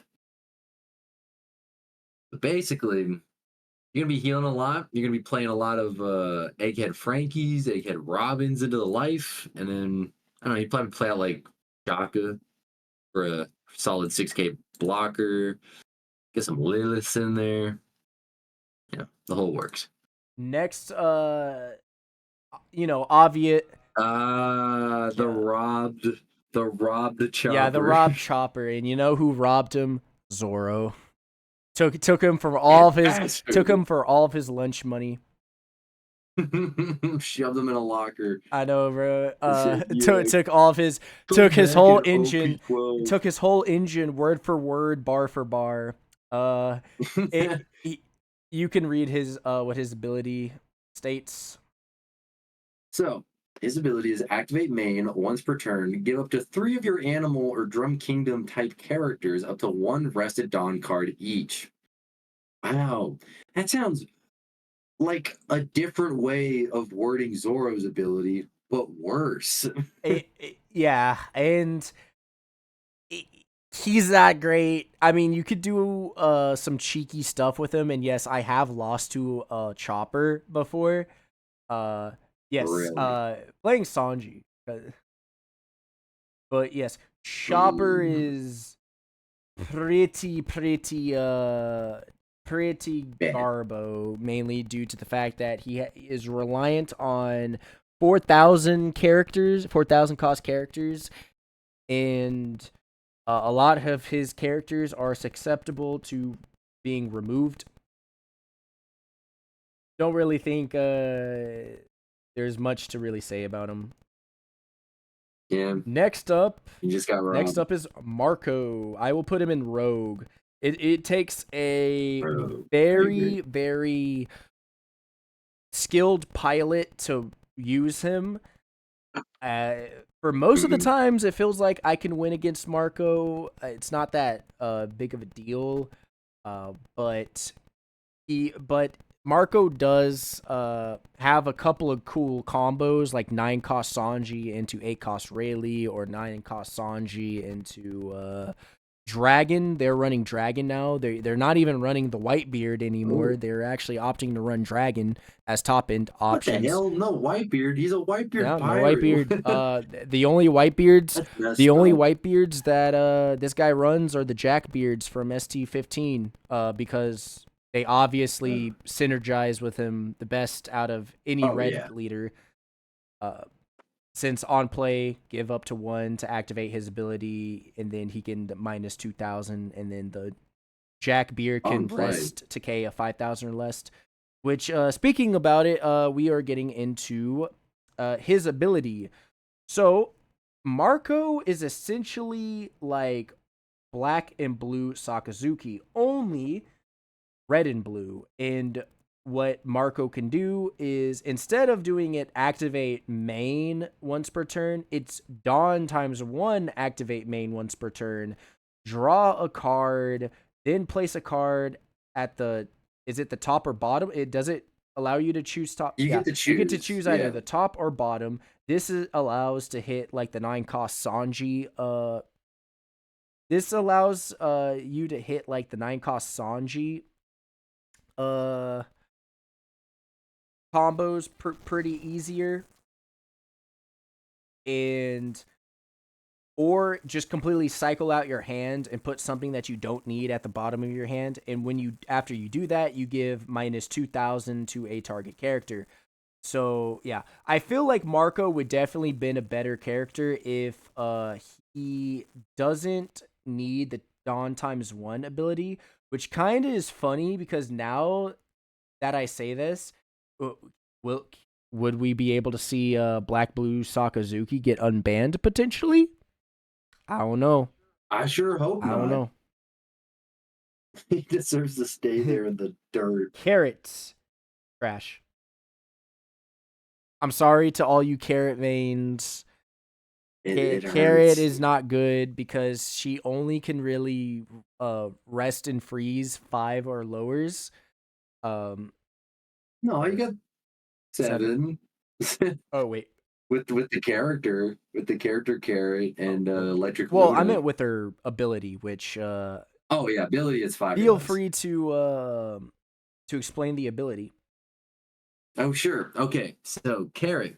What she can do is activate main once per turn. If you have a Minx type character, rest up to 1 of your opponent's characters.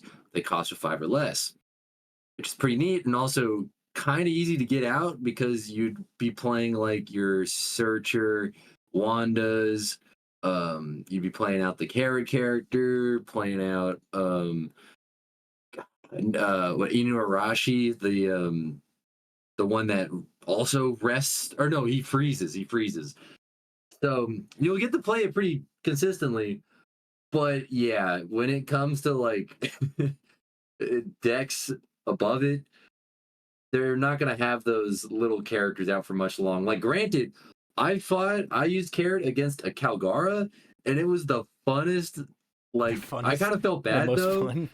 but it was the most fun I've had in a while because I literally could freeze just all of She, his characters, even the Calgara, like the 6-cost Calgara.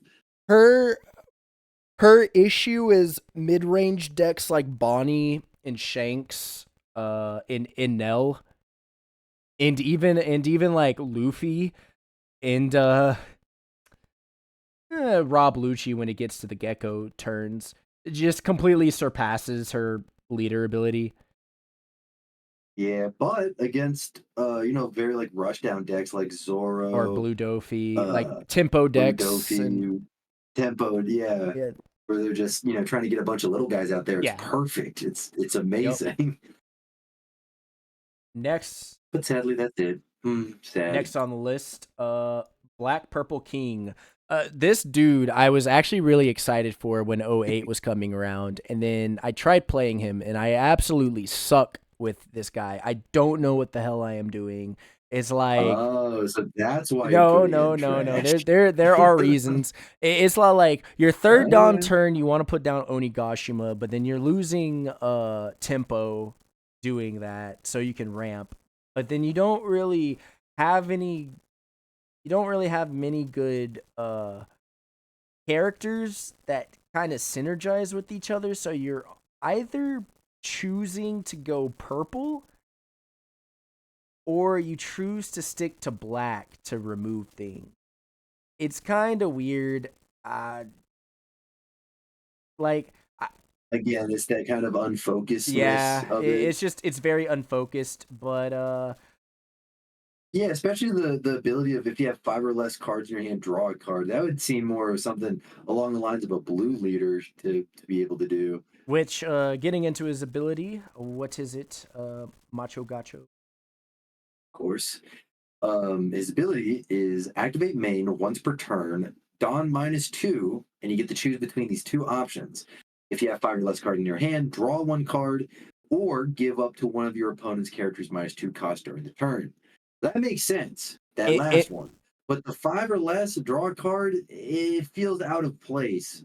How I would do it is instead of Dawn -2, you trash a card and you get to ramp a Dawn. Like, it's simple. honestly, yeah, that you get a trash a card, give -2, and then ramp. There, that's all they had to really do. Because Boom. the issue with this guy is you're playing, or the issue with purple beast pirates in general is you want to ramp because of Onigashima, but the way King's ability is that you can only use your leader ability towards your 10 dawn turns. So your next turn, you can get that you could get the dawn back. And it's very crappy because it feels like you can't even really use the -2 consistent enough. Yeah. It's And just and and, it, it's and not good. especially when you're trying to play around the stage, which is 3 costs, so you're spinning your like it's you have to go first. You have to then spend your second turn putting down a stage. Then you got to try to make up your 5 dawn turn with a strong player, but the only real strong play you can make is give -1 or give -5 through Ice Age, and then try and put Rebecca and Brooke out on the field to then KO someone and have a tempo play. It's very janky, and especially on a 4 life leader, it just feels like you don't really have the time to set up. Yeah. It's just full wank. Yep. All it is. Next on the list is pudding. Mm. Another What? No, I'd put that in hell B. no. Put What do you mean? pudding. Okay, pudding. The ramp is No, like insane. pudding's ramp is good. It's just pudding gets absolutely dogged on by these two guys up here, and pudding gets dogged on by Blackbeard. If it's like I could not put her in, or I could not put pudding in tier 3 because at least the other guys in this tier has something else going for them. All pudding does is just ramp into dropping Tinkoff's mom. It's a very linear play. Or I mean, I guess I can It is the or greatest play. or actually no, I'll put her in tier 3 cuz I actually have seen her being used in some tournaments, but just at a very low number. So she would Yeah, be so that's she fair. would be at the ass end of 3 though. I'm okay with Yeah, that. I think that's good. yeah. Now that I'm thinking about it more, but definitely those are her weaknesses going through, but just having fast ramp into dropping 10 cost moms will always be strong. So yeah, Oh yeah. that's kind of her separation from Rogue. Moving on to Calgara though. Also, wait. You know, he Before, actually before, he what is oh, Perona's? oh, of course. Not Perona's, but Oh, Pudding's ability. that's not Corona, you fool. It's like what activate main, show you the top of your Nope. life, or okay. Oh, I. Good effort, brother. Good effort. I'll give you A All for right. effort. So, when attacking, you may turn 2 cards from the top of your life cards face up, add up to 1 Dawn from your Dawn deck, and rest it. Which that comboed into Viola, comboed into Katakuri. It's wonderful. It brings a tear to my eye. And now you get 8 cost kid in OP10. Let's go. Calgara Yes, my goat. Rogue tier. I'll let you. He won a local though. Yeah, He won a local very recently. It's very epic. but in '09, Right. Rogue. Yeah. Ah, yeah. That's yeah. All right. So Agar's ability. Dawn ×1 when attacking. You get to play up to 1 Shandian warrior type character card from your hand with a cost equal to or less than the number of Dawn cards on your field. You do add 1 card from the top of your life cards to your hand. This is awesome because it allows you to play Calgara, like it allows you to play a yellow deck like a red deck. It is very attack heavy. It's very rush down. You're going to want to use the 5 cost aces from the Three Brother starter deck for that rush power. And it allows you to play an 8K basically for free, that being the 6 cost Calgara. So you build up a crazy board with decently powered characters, like 5 cost characters that have like 7,000 power, 6,000 with like Ohm. Oh wait, no, you can't play Ohm. Well, you can play Ohm separately. So you could play Wiper with the 7K, and then you can play Ohm Poly combo, which Ohm has the potential to be a 6K. But I will be fair, with them all being very low cost, it is easy for black decks to eat them like a Thanksgiving And, dinner and just completely and annihilate you're them. also taking life to then put people out on field, and Yeah, your Mont Blanc Nolans aren't Shandorian warriors. They are Jaya. they're Yeah, yeah, and they're not and searchable either. They're they're not not searchable searchable. through anything. Yep. So, the deck really lives and dies by how many Nolans you can find. And on top of that, the only way you can close games is from Flame Split. And Flame Split only rest a 4 or lower card. And And there are a quite decent amount of 5 cost blockers in the game. So, Calgara. it's not enough. Uh, Just not it's fun, enough. though. Calgara is fun. Oh my god, I love it. It is It is like shooting up crack cocaine. It's so much fun. Ah, but now it is time for me to All right, shine. I'm gonna take a seat back on this one. Shanks. Go for it. Yeah, I am putting Shanks above Lucci. Shanks is literally the fourth best deck in the OP09 metagame. The reasons being, Shanks has 4 different play styles. You either can play him hybrid, which is pretty much the standard Shanks, where you play him with Rayleigh, you play him with 10 cost Rush Shanks, uh, maybe a Roger, maybe 1 or 2 Rogers here and there, Beckman's and the Red Hair Pirates engine. This is also called Red Hair Shanks. And it is the most standard of standard Shanks decks you can make. Very simple, 1-star easy, but can get you very high results. The only issues with standard Shanks is people will understand your game plan and know your curve, because your curve is essentially what you live and die by. You essentially have to get, if you're going first, you have to get first turn Uta into second turn Yasop, into third turn Beckman, into fourth turn Rayleigh, into fifth turn drop like 10 cost Shanks or Roger. But as you guys know in play, that will almost never happen 100% of the time. Thus is one of the weaknesses to it. Shanks, just like Bonnie, one of Bonnie's weaknesses is you just get bricked up a lot. Yeah, Yeah, word. and So real. Shanks also struggles with cards that can ramp very fast, like Luffy, because once purple Luffy and or black purple Luffy can ramp into their 10 costs before you can get set up, you essentially are struggling. You or pudding is also a Shanks killer. You just can't really deal with their 12k bodies.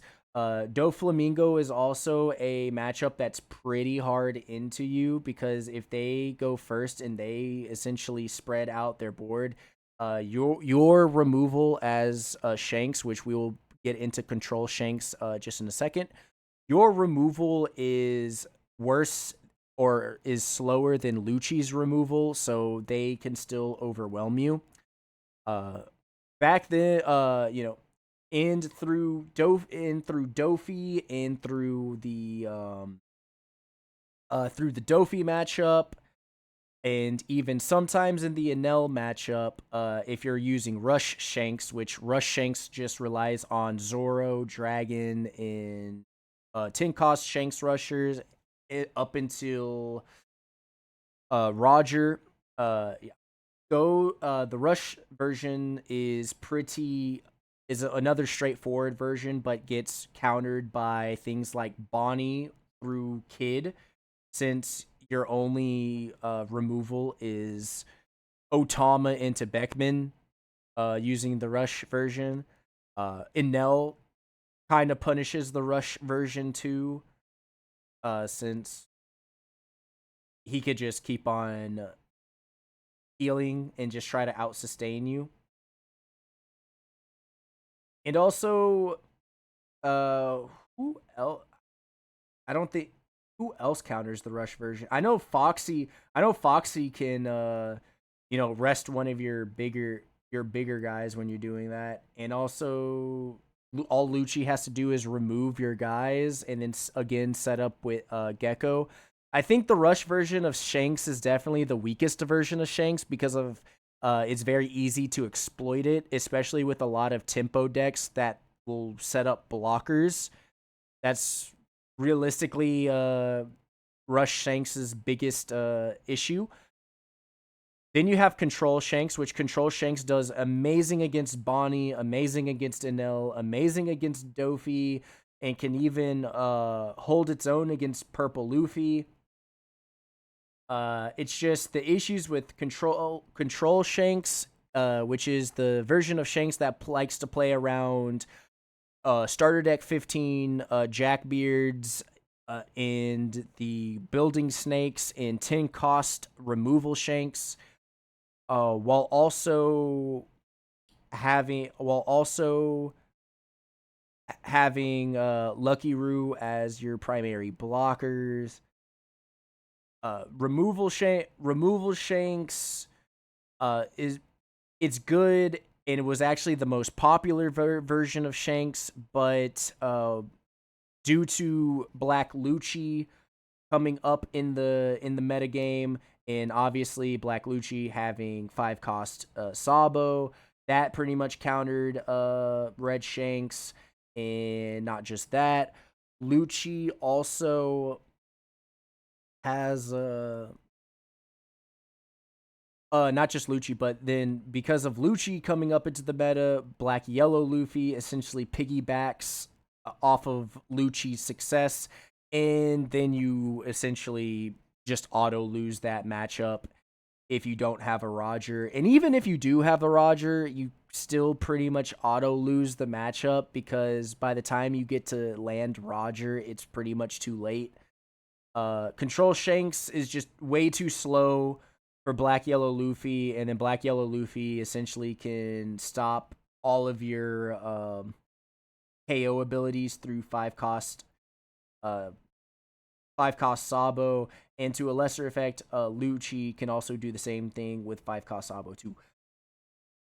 Which leads into the fourth in the current popular Shanks build that has been going around in the East, is the defensive event Shanks build. That is the Shanks build I actually learned how to play Shanks with before it became popular, before 09 actually dropped, and I was just testing the proxies back in August.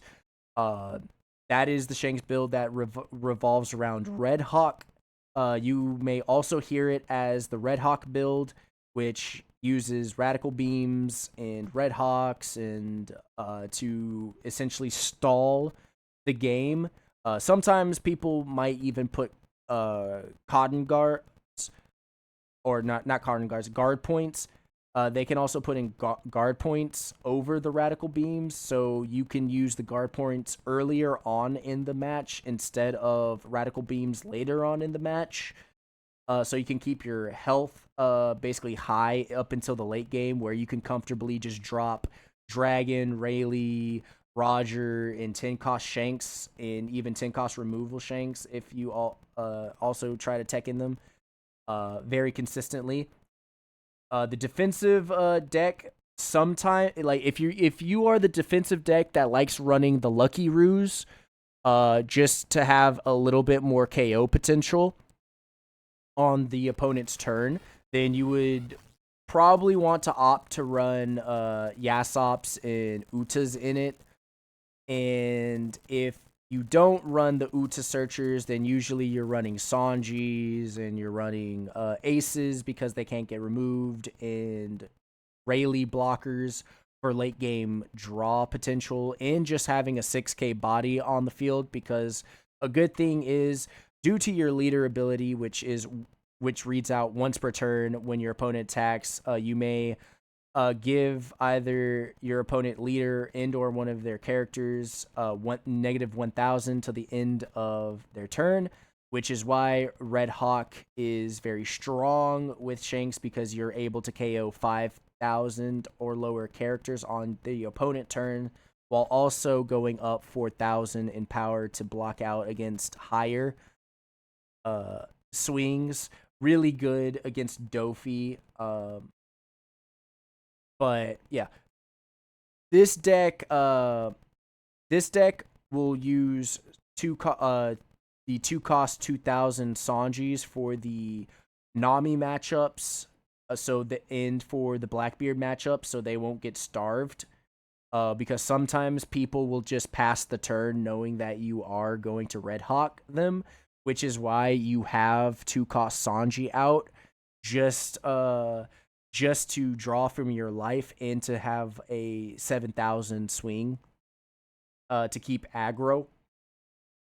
And 5-cost Ace is just strong because it won't get removed by control heavy decks like Lucci. So you always have like a 6K beater um, to keep applying pressure. That is that is about it for Shanks. Best red deck. Love this man. My favorite character of all of One Piece. Yeah. Huh? What? Yeah. And Oh.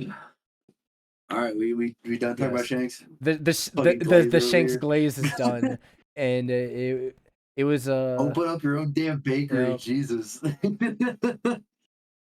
Ah, Lim, Lim. trash. No, Get Lim out isn't of here. trash. She's definitely at in like Rogue, like some. Yeah, Really? I mean she has a I don't know. I win. just think the ability of having to summon your characters rested It's is not. just such a It's detriment. really not that big of a detriment because here's the thing: you summoning your characters out rested basically makes it to where your opponent is attacking your characters and not your life directly. And there are some characters that have on KO effects, like the Sanji that replaces himself, but I think replaces himself from life, which is kind of shit.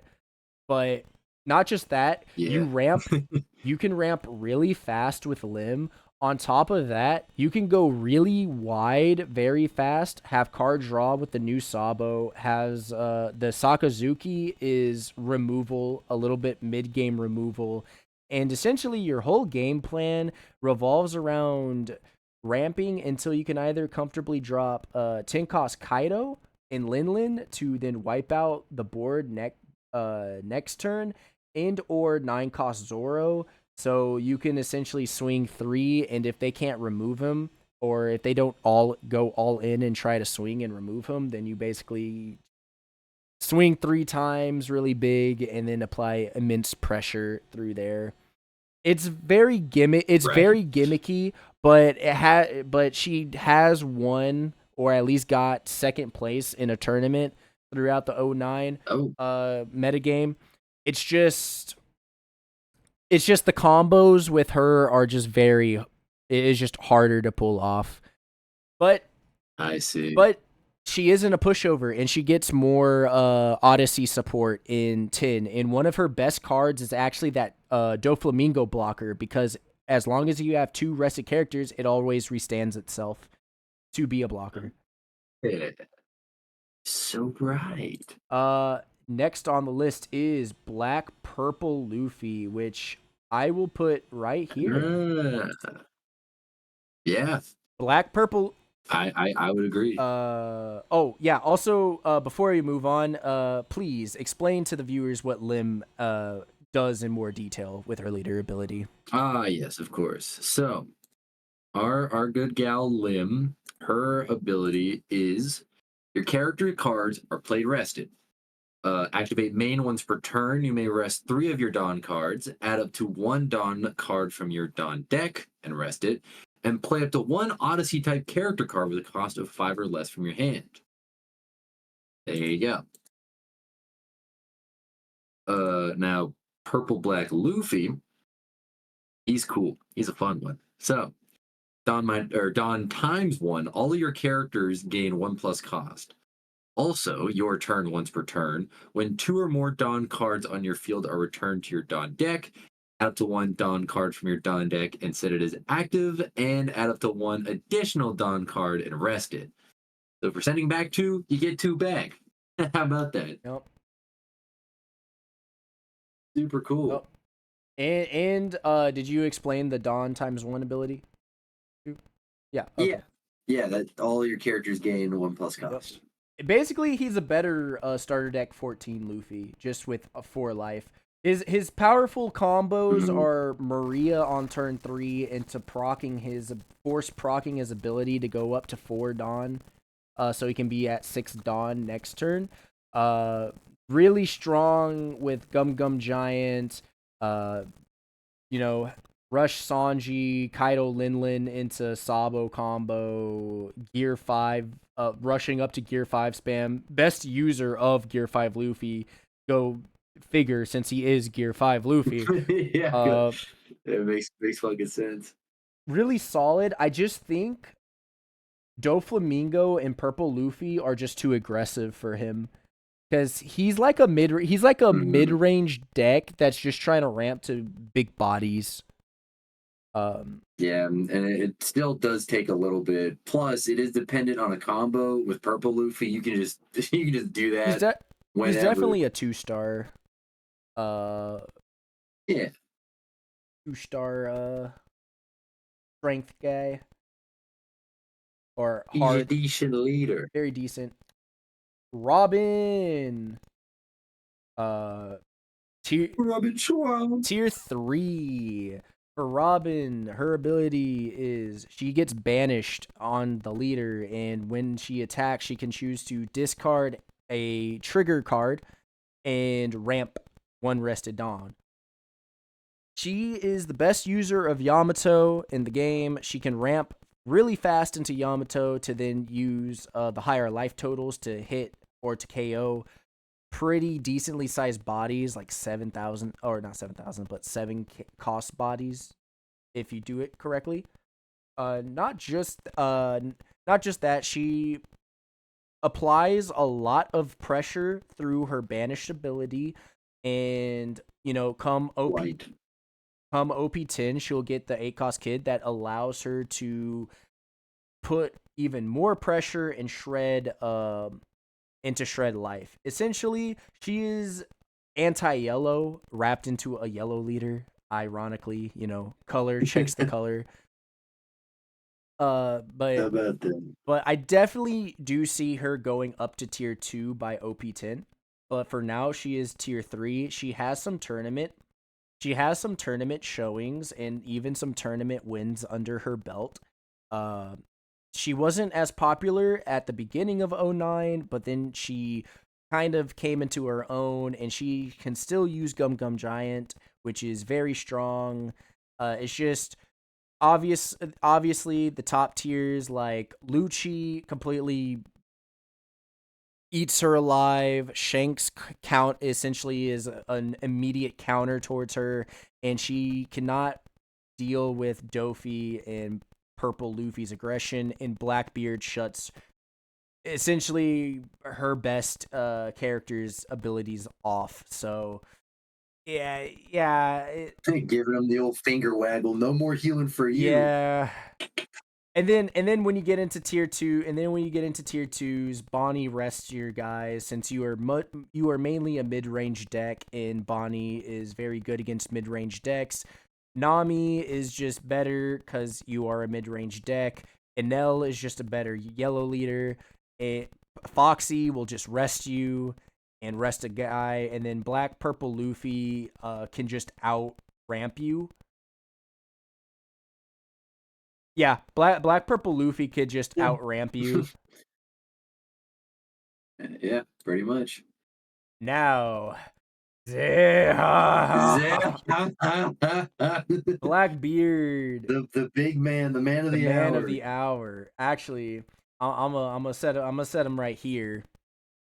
I, Ooh, the very top. obviously, regardless if you have Dofi above Blackbeard or Blackbeard above Dofi, it really doesn't matter. I guess since most of OP09's life cycle has been Blue Dofi on top, and Blackbeard is now just seeing his shine at while OP10 comes out in the next 11 days for Japan.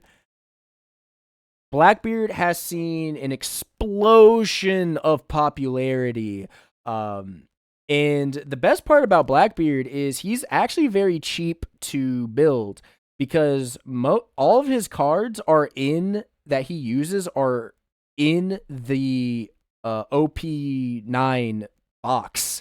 You don't really need to use anything else. There was a lot of lists early on that were using Jack and using Kaido, like 9 cost Kaido and 7 cost Jack. But the thing is, I think they are tossing out those lists to basically play a very interesting aggro control mid-range black deck that is less about KOing your your opponents, but controlling your opponent's on plays while setting up very, very annoying characters such as Jesus Burgess that cannot be KO'd and gain more power for, or gain 1,000 power for every 4 cards in your trash, which you can pile up your trash very quickly with your leader ability, which I'm about to get into, and your event cards. This is my age, which allows you to, which is a 1-cost event card that allows you to search the top 3 of your deck, choose 1 Blackbeard Pirate cards amongst them, and then trash to the rest in your trash. He can set up a trash very fast. The Burgesses can get out of control very fast, and they cannot be KO'd. And then you have your Piece of Resistance, 10-cost Teach, which is activate main when this card is played this turn. Choose up to one of your enemy leaders and negate their abilities, and then freeze one of their characters out on field. Completely eats up mid-range decks. Can shut down if you are strong enough. If you are not strong enough, but if you are skilled enough, Blackbeard is basically the best deck in the format because you can shut down Dofi's Jinbei's, so you can slow him down. You can shut down Luffy's on plays, so he can't go wide. You completely eat Enel. You basically destroy Bonnie because she can't rest anything.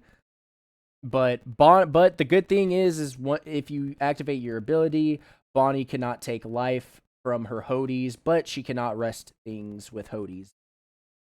Blackbeard's ability is you cannot activate any on-play abilities and activate main, which this is important because you don't have to do this once per turn. You can discard how many cards you want, but you can basically is activate main, discard 1 card, and then your opponent cannot use any on-play abilities for their turn, which is why Blackbeard is this high. He is a meta warping card. And the only reason why Dofi is above him is because 9 times out of 10, Dofi will end up winning the matchup because Dofi can put characters out on field, usually through his leader ability. But come OP10, Blackbeard is going to be the best deck in format because he will get the 5-cost Kuzan that cannot be removed, that can swing 5,000, then sack himself, allow Teach to draw a card, and then resurrect a 5-cost or less character from the grave that's not Kuzan to the field. So if you're going first, you can resurrect Van Augur into using Van Augur into Jack the next turn, which is an automatic kill on a 6-cost character because Van Augur is rest -3, and if Van Augur gets KO'd, then you get to draw a card. And then obviously Jack will come in, KO the 3-cost or the 6-cost that's now a 3-cost due to Van Augur. And then you get to cycle trash, set up your trash, get more cards in, and have, someone to KO with. Or you can go more aggressive and then sack the Kuzans for the rush Burgesses. So you can basically aggress. This gives Blackbeard essentially 2 avenues in the OP10 metagame to either focus on more control style Blackbeard or a more aggro rush style of Blackbeard, which let's take a minute to go figure that we're actually talking about a viable rush black deck in the game. I just want people to stop and think like Black actually can rush in OP10 with Blackbeard, but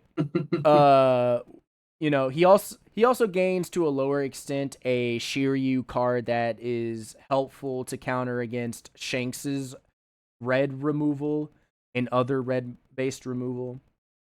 But since we're in OP09, I'm going to give best deck in format to Dofi, since he's had it longer than Blackbeard, but it's on borrowed time. Blackbeard season is almost upon us, or full Blackbeard season is almost upon us. Even though Blackbeard did win like 2 major tournaments, or he won Worlds. I forgot who. Not sure. Next on the list is Buggy. Oh, it's Buggy the Goat. Buggy the Okay. Goat. All right. I'm in. I would personally put Buggy over Black Purple Luffy only because of the promos. Now, when we get Buggy in America, Buggy is going to be more of a tier 3 deck until we get the promos. But once you get the 7-cost Buggy, you basically get to floodgate the best deck in the format, which is Dofi. You Mm-hmm. get to floodgate Zoro, end Bonnie, and most of Boa. And you get to floodgate Foxy with the Porsches. And Wait, yes, really? Wait, what do you mean floodgate? floodgate is essentially means a card that prevents other cards from attacking. So the 7-cost Buggy promo that also can put down your 6-cost Mihawk blocker. Because that 7-cost Buggy promo is also an 8,000 power character, it completely skates over Raging Blade Gravity Tigers. It skates over That's real. also one card that I didn't mention in OP10 that Blackbeard gets is a new Liberation card that allows him to KO a 6 and a 4 cost character, which allows him to make the Dofi matchup more winnable in Teach's favor. But not just that, you get to skate over that come OP10, and red can't really remove it unless it's you're using Divine Departure, or blue can remove it because you're using Red Rock. Those are basically the only 2 counters to that card, but for the most part, it pretty much stays and it prevents 4 cost and 3 cost characters to attack, which, Reiju has the Reijus and the But doesn't Porsches. the promo Buggy only negates 4 cost or 4 less? cost or 3 to 4s. You could still attack with one. Oh, You can 3 to still attack with 4s. 1 cost and 2 cost characters. Well, that doesn't. Oh, yeah, yeah, yeah, yeah, yeah. Okay. But still very strong. Buggy can go wide with 7,000 beat sticks, has a lot of card draw in hand. Then you have the 10 cost buggies that can bottom deck things. Uh, it's very, very nutty. And has a lot of good 2K counters. Sanji's Pilaf, and even has his own little Omen Holy combo with Moji and Richie. So, So so yeah, yeah, he's pretty so good. yeah. He's pretty Very sick. solid. Only real weakness is Lucci. And Yeah. a funny thing with Buggy is if Blackbeard uses his ability, you can then counter by using your ability and setting a your 10 cost Buggy out on field, and now he has to deal with the 12k beat stick. Oh yeah, Uh, that's Buggy's right. ability reads activate main. It is not once per turn, so you can do this multiple times once you get to 10 Dawn. Rest 5 Dawn, trash a character or trash a card from your hand, and then put up to a cross guild character, up to 1 cross guild character, and that is the ability. It can be any cost, just has to be a cross guild character. Now, here's the OP10 crew, which we will get into the OP10 crew at the end of the session or end of the stream. I mean, I don't know why though. I mean, how much data do we have on OP10? It ain't even Yeah, I out mean, yet. we're just going to go over their abilities and basically speculation of them. Speculation. Okay. Red Uta trash. What is Red Uta's ability? Oh Yeah, Jesus. Okay. Is she a I promo? maybe I What is this Red Uta? Okay, let me hold on. Let me look up Red Uta leader. we're winding down the list. Okay, so her ability is activate main once per turn, rest one Dawn, and up to one of your characters with no base effect gains 2k power during the turn. Yeah, it's nonsense. Utter garbage. Yup. And It's more of Zoro bullshit. It's only one character with no base effect. Nah, nah. Is there really anything else to say? It's garbage. then we got Blue Luffy. It's another promo, so feel free to pull him up. And he is also garbage. um, Dawn times one when attacking. Draw one card if you have three or less cards in your hand. Wow, just what do you do with that? It's just nothing. Yeah. Uh, Super. Blue Black promo Sakazuki. I No way I you're putting it no. did He's it did trash. win a tournament in 8.5. Yes, What? it did win something in 8.5, but in 9 That's I don't really think it's unbelievable. viable in 9. I think it's trash. There's no way. This Wow. uh He actually won. yeah, That's nuts. it is nuts. Now explain to the viewers what this new promo Black Blue Sakazuki, and also when Black Blue, the OG tier 0 Black Blue Sakazuki uh you know got banned, they replaced him with Yes. this weaker version, which you will Weaker is an which understatement. will now be explained the ability on why he is weaker. So basically, he has no more cycling. The cycling is gone, and how his effect works now is activate main once per turn. You may trash one Navy type card from your hand. Give up to one of your opponent's characters -1 cost during the turn. Yeah, Yeah, you're so going you're negative. basically you are going negative for -1. It would have been a better promo. It would have been a better promo if you just like if you just drew. If it was just the Yeah, drawing, like or I mean the draw -1, but trashing a navy is pretty fair since you have to play within the archetype. yeah. But Yeah. Or they could have just made it even more simple and just put Dawn -1 for him to do it, just like Marco. But oh yeah. Rainbow But Luffy, we're gonna put him in tier 0 because he can only be used in sealed pack events. okay. Sanji, PRB Sanji, tier 4. Uh, Oh, I know you got a lot to say about him. Sanji his ability reads activate main, give an 8 cost or lower character without an on play rush to the end of turn. Now I remember when people looked at this card and was basically complaining and bitching, saying that Sanji is going to be broken and should be banned, which was completely outrageous because Sanji is not that great. He is really not that great. If I want to put him towards like red leaders, Sanji probably would be 1, 2, 3, 4, the fourth best red. Uh, he'd be like the fourth best red deck in the game. Or actually, no, 1, 2, 1. No, he'd be like the fifth best red deck in the game.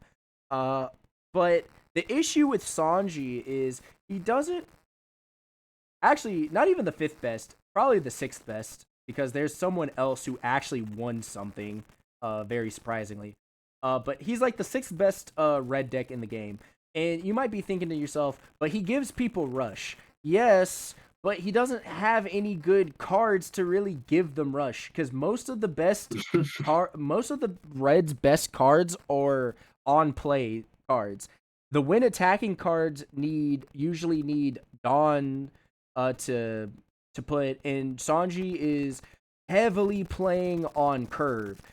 Sanji has essentially all the weaknesses of red with one good strength, and that is attacking every turn that he can. And the weaknesses are Sanji has no card draw, so essentially you are trying to fight for board control. So you either gotta lose the card that you just put out on the or lose the character you just put out on the field, or you got to or that card gets removed by black, and then they'll offset your rush with blockers. Sanji has fairly decent removal characters through like people like Pell, and if you're using Rayleighs in your Sanji decks, and a few and then you have some pretty notable cards like Wapple and stuff. But it's just the issue really becomes there are decks that like to go wide, and Sanji just loses to tempo decks very hard. Sanji loses to control decks, and you don't have any card hand advantage because you're not really drawing a lot. So you are essentially on a timer that will burn yourself out, but against slower decks like Pudding, you can basically eat them alive. Good into is like Sanji's good into essentially the decks that he doesn't need to be good. He doesn't really need to be good into. And the decks that he needs to be good into, he's not good into. And then especially that this fucker right here named Foxy is around. He essentially makes Red Sanji's life a living hell. Don't hate the player, hate the game, brother. Uh, Next up on the list, Starter deck time. 1. Are any of these even worth discussing besides like purple Kaido or like green Uta? Not Like the very few and far between Not characters. really. Here, we are getting into the OG starter deck territories. When this game first came out, this is starter deck 1 Luffy, and you know what his ability is? Activate main. Give up to one of your characters 1 rested Dawn. Yep, that was the bar. That was the bar. That was starter deck 1 Luffy right there. Oh man, that's crazy, man. You gotta I calm down know. over there. And we'll get into starter deck 21 Luffy at the end. We don't have the picture of him since he just now got released earlier today or officially leaked. Oh god, don't But even get me started on that piece of shit but card. we'll get into him after the OP10 guys. Moving on to Green Eustace Kid. This is OP02. Yeah, OP02. Oh no, starter deck 2, not OP02. Starter deck Yeah, 2. it's starter deck This is 2. starter deck 2 Green Kid. This used to actually be the best deck in the game when the game first came out, because Kid could finish the game off of Punk Gibson restand, or like just restanding himself through his leader ability and swinging really big to win the game. Like I was talking about with OP03 Black Rob Lucci. That was essentially a really popular strat back then, but obviously due to power creep, Kid just isn't really that guy anymore, and Kid gets eaten alive by all of these black decks. Uh, and he's really only playing the game to hit your life down low enough to where he can just hit multiple times for the character. It's very gimmicky. It's not that great. Moving on to starter deck 3 Blue Crocodile. You may read out his ability. Oh yeah. Let's see. I guess that's the only one we care about. We don't want to know what Kid does. Oh yeah. Kid's ability. You can read out what Kid's ability does. Right. So Kid's ability reads: activate main once per turn. Rest 3 Dawn. You may trash 1 card from your hand and set this leader as active. Yeah. Way too much to do just to make him Yeah. active. And crocodiles. Crocodiles is activate main once per turn. Dawn -4. Return up to 1 character with a cost of 5 or less to the owner's hand. Now, why the fuck did they give a blue leader like Dawn minus effect? It baffles me. Doesn't make any damn sense. Oh, dims the works. So yeah, I mean, you're gonna send 4 back, and it's like, hey, how are you gonna get it back in a timely manner? That's the funny part. You're not. So it's bad. Oh, then we can get to Kaido, which actually over the years, Purple Kaido has seen quite a lot of Yeah, upgrades. Purple Kaido. I'll put him in Rogue. Uh, I feel like Kaido is the Purple's version of Red's Whitebeard or Edward Nugget.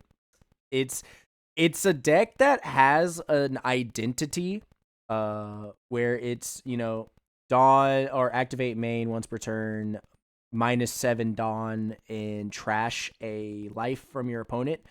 Very, very strong when your opponent is at 2 life, and then you set up a 10 cost Kaido that destroyed his whole field, and so now your opponent has to try and put up a blocker but may not even have a blocker. And even if he does put up a blocker, you now have starter deck 18 Uso Hachi to then rest that blocker and essentially swing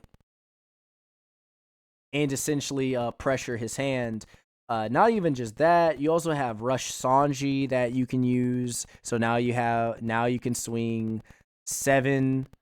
You can swing 7. You can swing 8 with leader, and then you can just shred the last life to swing 12 with your big Kaido out on board. So I mean, you have combos. Kaido isn't like starter deck 04. Kaido isn't too weak. It's just he's not. There's just better purple decks than him. Yeah, The fraud, the Fubu Shanks, the film Shanks. I so bad. He's not real. one of the worst one of the worst leaders in the game. He is so bad. You may explain his trash ability. Oh, sure. Okay. All right. So, Dawn activate main once per turn. Dawn -3. All your film type characters gain 2k power during the turn. What? That's it? Yep. Wow. Yep. Ooh, that's rough. I mean, I guess it's better with Black Maria, but he is actually bad. And this was the Shanks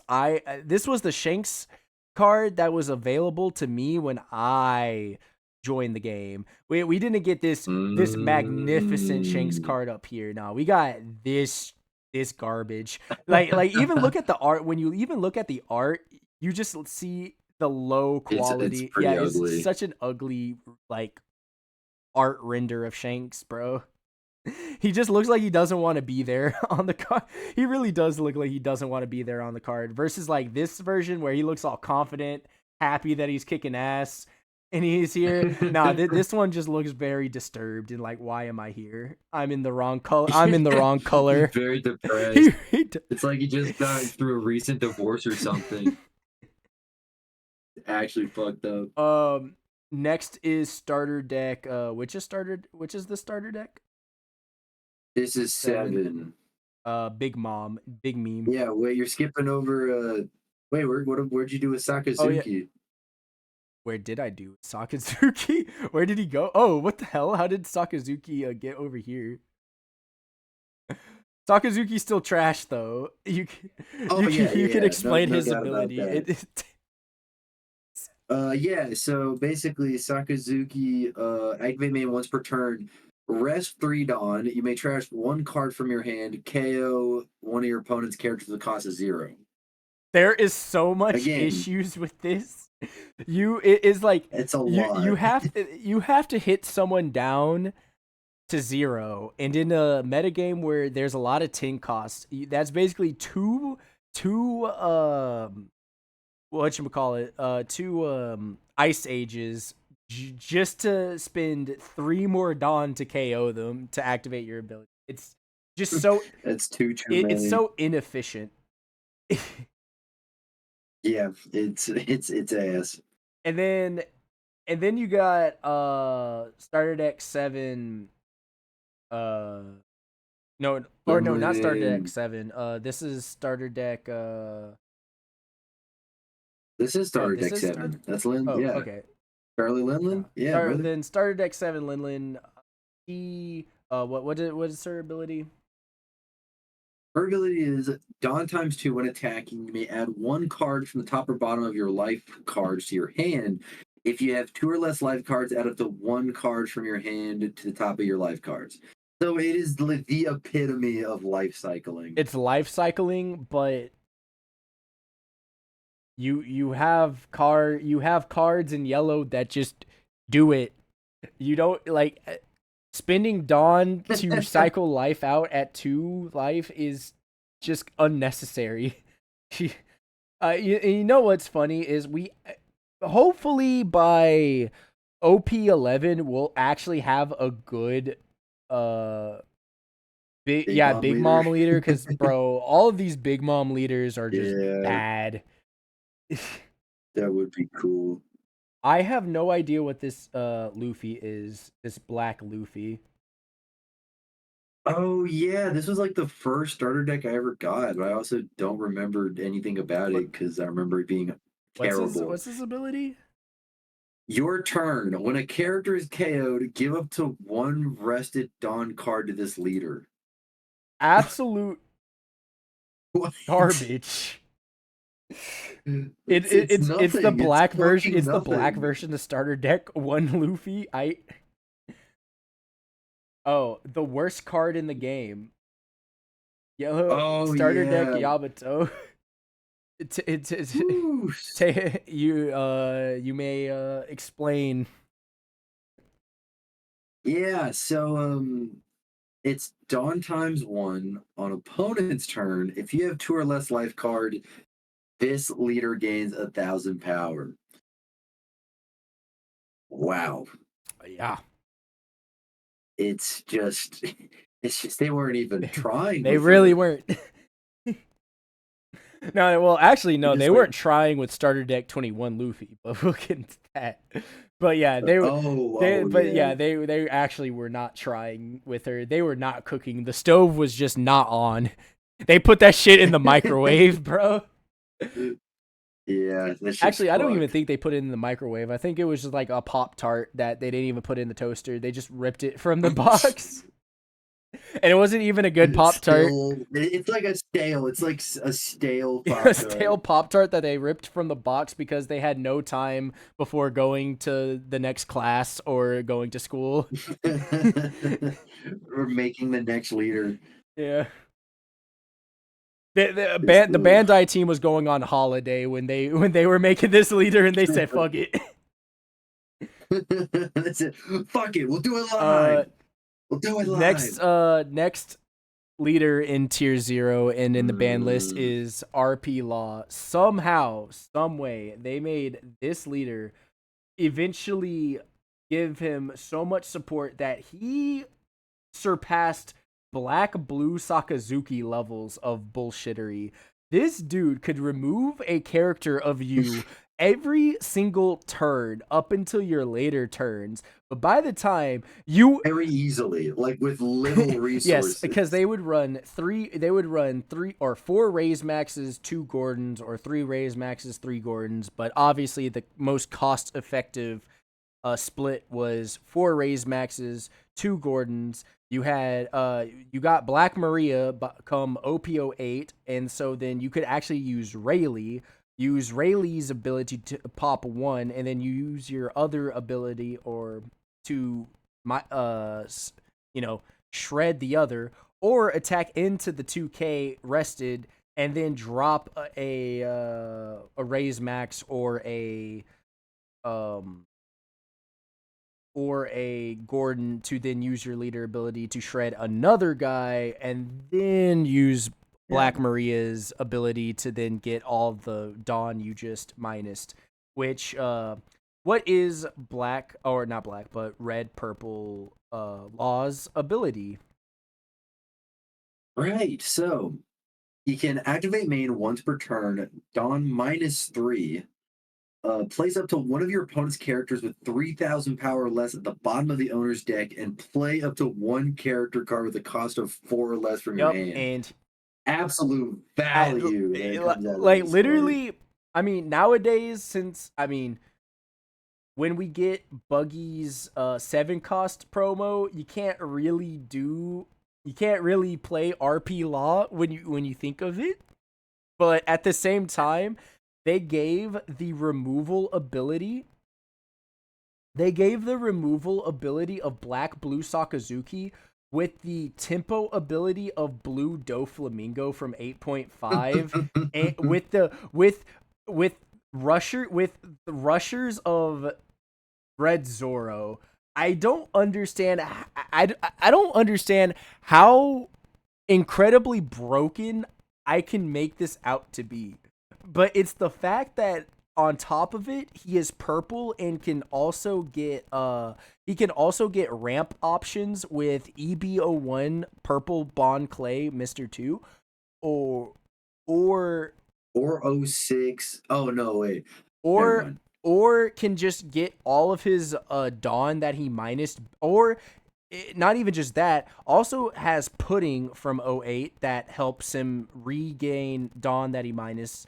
5 cost Kid that does that too, and 3 cost '08 Black Maria that allows him to get all of his Dawn back that he's minused. It's just absolute insanity that they ever thought this guy should have existed.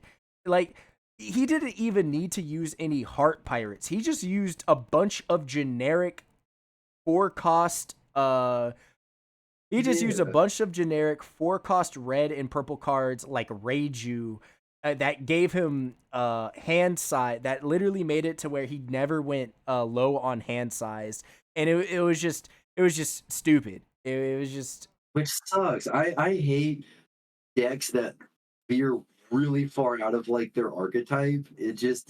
It annoys me. It doesn't make any and sense. to the people who was trying to get every other card banned out of existence. Like, bro, there was people trying to get Kid and Killer banned just to try to save this guy. Give it up. Like, Wow. this card should have never been. This card should You're have done. never been printed. There is no amount of mental gymnastics. There is no amount of mental gymnastics you could have done to have saved the inevitable fate of this card getting banned. Hmm. I guess it's just not gonna happen. Moving on to the second best red deck in the format, RP Luffy. Woo. That's my boy. RP Luffy gets a lot of love in the game. Very solid. He used to be top 3 back when Shanks was the best deck in the game, or was the best deck in format, because he had a really good matchup against Shanks and a really good matchup against Blue Dofi, who were the top 1 and 2s. But due to due to a lot of events through 09 and a lot of meta shifts, Lucci essentially has red purple Luffy's number, on top of Blackbeard shutting down essentially all of red purple Luffy's deck. due through his leader ability, which is why you see RP Luffy fall to the links he has fell down to. But he is still a solid deck. He is still a solid deck, and essentially will mollywop every other deck lower than him on this list because he is a 6K leader despite being on 3 life. But he gets cards such as Yasop and cards such as Yasop that allows him to be a 7K leader by turn 5. 7 cost Kid that allows him to be a 7 cost leader like pretty much through the rest of the game. Gigantic that allows him to essentially go up to 4,000 power to block out of higher power attacks while also recycling your hand, while also using 9 cost Whitebeard to go up to almost 9k in power if you have 7 cost Kid on field and 9 cost Whitebeard on film or field. Very, very crazy stuff. And his ability reads as such. Take it away. Right. So he activate main 1 per turn. If you have 0 Dawn cards on your field or 8 or more Dawn cards on your field, add up to 1 Dawn card from your Dawn deck and set it as active. It is a very good combo with Gear 5 Luffy because that's probably the only card that will allow you to get to 0 Dawn consistently. Yep. That's all I got to say about it. Hey, yep. Basically this. Moving on to the dude who is tied for the 5th. Usually The dude who is actually tied for the 5th best red deck in the format. I don't know. He actually has won 1 flagship. He got some really good buffs in 09.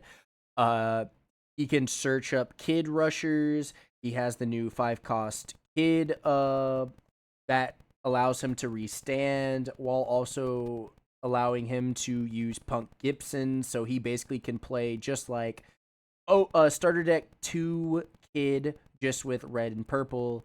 And he also is a 5 life leader that is dual color. Very some very interesting plays you can make with him. And all around is a very slept on deck. Yeah, he's got potential, but he is mid. Yeah, So is mid. Uta. Uta is a rogue deck. Used to be a solid tier 2 deck. But starter deck 13, I think this Uta is. This is starter deck 11. Oh yeah. Also, before we get into Uta, explain to the viewers what Red Purple Kid's ability does. Your thing, boss. Because it is a pretty complicated ability. Yeah, so your turn, if you have 4 or more life cards, this leader has minus 1,000 power, so it'd be a 4K swing. But when attacking, you can send a Dawn back, and he gains 2K power. So that kind of like push and pull of it, I guess. which is pretty much why you don't really see a lot of RP kids. It's mainly that first part of his ability. Yeah, just the beginning game sucks. But in my humble opinion, definitely think he is 6th best. Because I would put the other person or the other deck I'm about to put as 5th best. Just better than him. But going back to Uta, Uta's ability is Dawn times 1. It's like you search, right? Here, Yeah. It's Dawn times 1 when attacking once per turn. Reveal 1 card from the top of your deck and add up to 1 film type card to your hand. Then place the rest at the bottom of the deck. So it's very good cycling for a green deck, yes. no less. And she can go really wide. She could go really wide. It's just her And not even just that, she can also search up the 9 cost film decks, and with the new starter deck 16 that she got, because for some reason Bandai felt the need to give her 2 starter decks. She Wait, she Yes, has she has two? 2. She's in starter deck 11. She's the starter deck 11 starter deck, and she gets starter deck 16.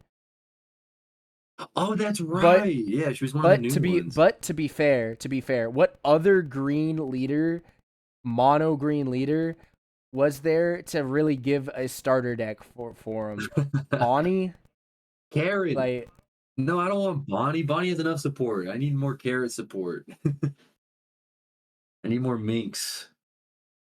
actually Bonnie being starter deck, the starter deck 16 flagship would actually have been very insane. I would not. I would just like to preference that they should have just made Bonnie the starter deck 16 character. Mm, But nah, I think carrot. carrot, you know what, carrot's chill too. I'd be okay with carrot. Oh wait, no, fuck that. Odin. Odin needs the hell a lot of support. I would say carrot would need more support.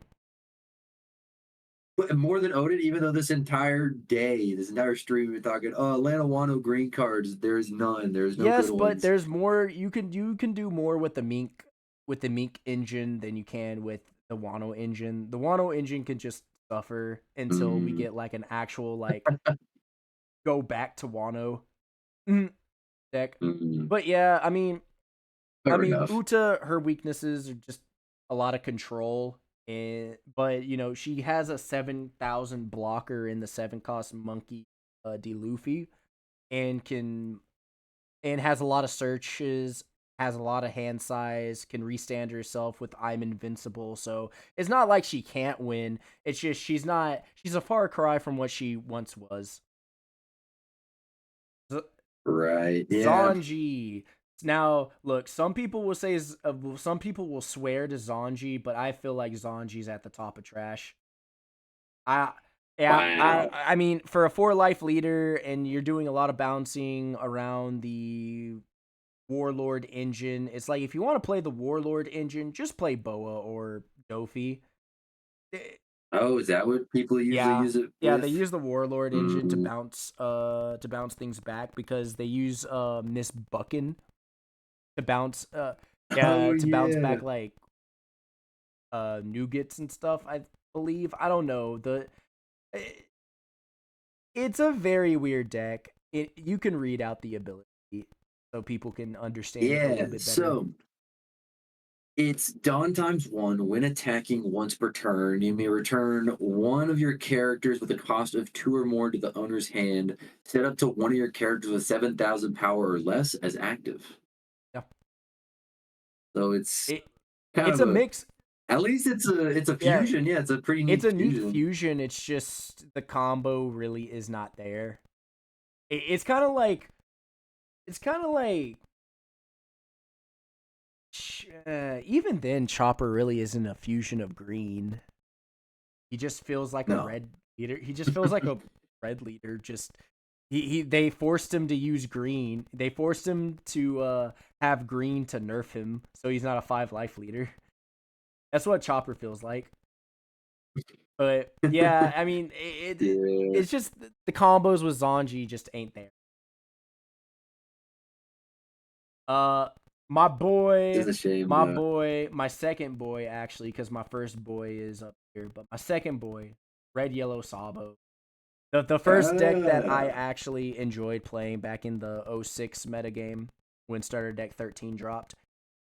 He reads as such: Dawn times 1, activate main once per turn. You may place a 7,000 power character that's 3 cost or higher up to your life, and then give up to one of your other characters plus 2,000.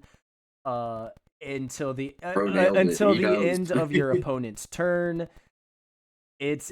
It is a very powerful effect in like buddy battles and stuff like that, because you're healing and you can always heal. The issue with this character is you don't really have board presence.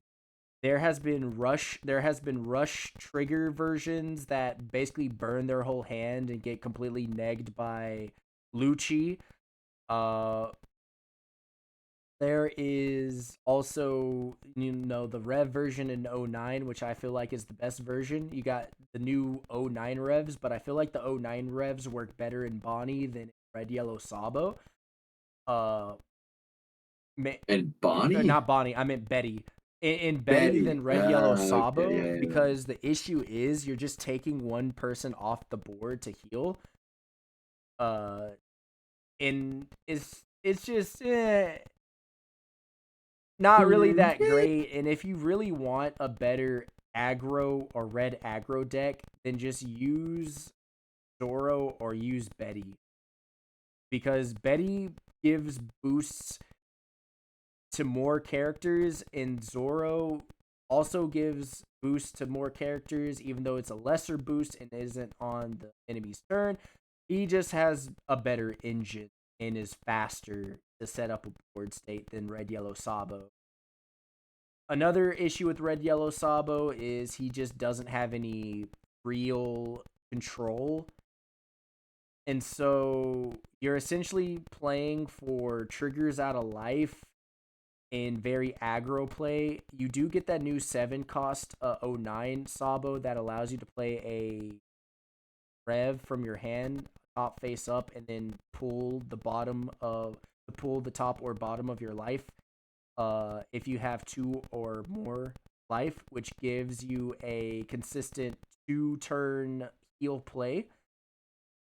It's just he just needs a little bit more, but step in the right direction. Still the 5th best red deck you got.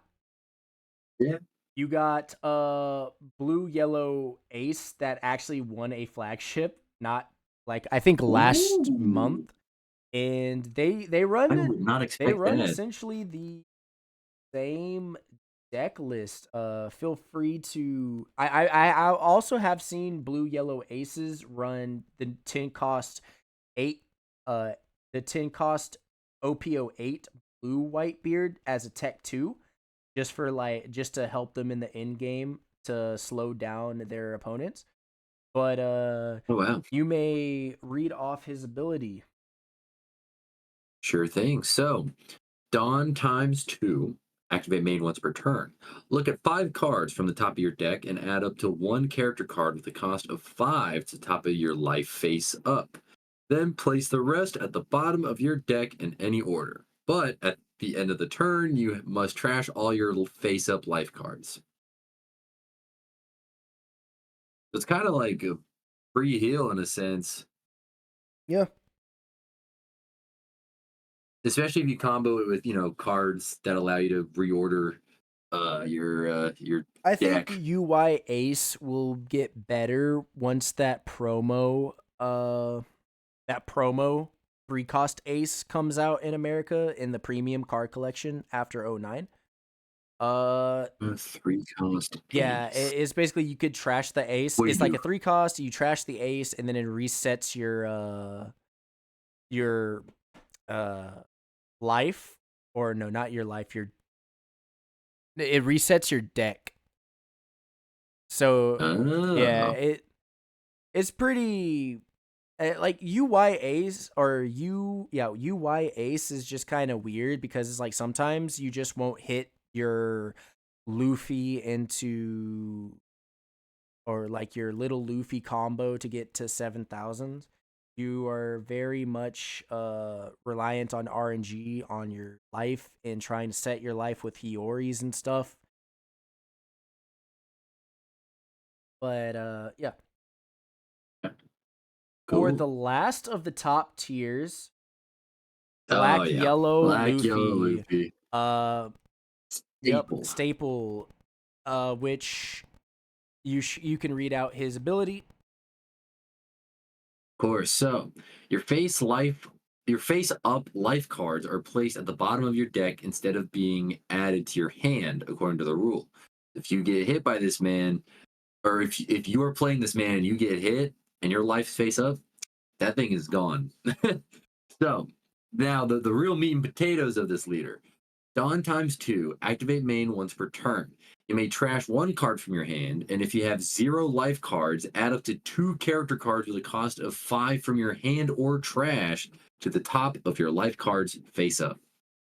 And The power is and, immaculate with and this card. this guy hasn't gotten no buffs since starter deck 13. He has ran the same list since he has ran since its inception in the OP06 metagame, going on to the OP07 metagame, or I guess technically it would be OP6.5 metagame. Uh, he he's just cracked. The best Lucci counter. One Got good combos. amazing combos. 9K leader, can heal. Basically, does your taxes. It's just gets you a girlfriend. It does everything prevents in your life prevents Dofi from trying to hit to win easily, and also can protect your Morias with the 5-cost Sabos, so they won't get completely eliminated from Control, Shanks, and Lucci.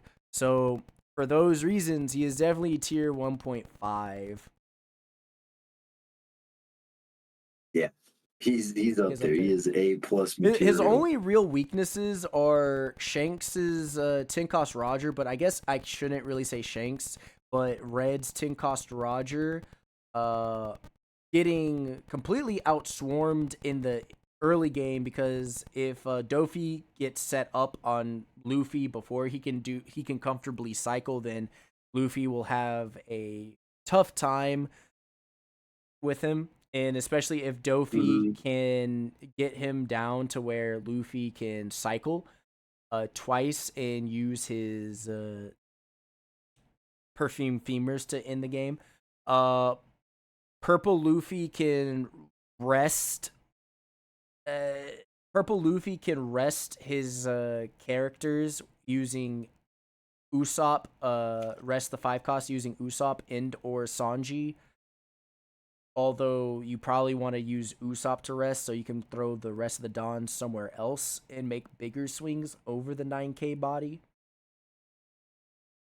And then Bonnie has a good matchup into Luffy.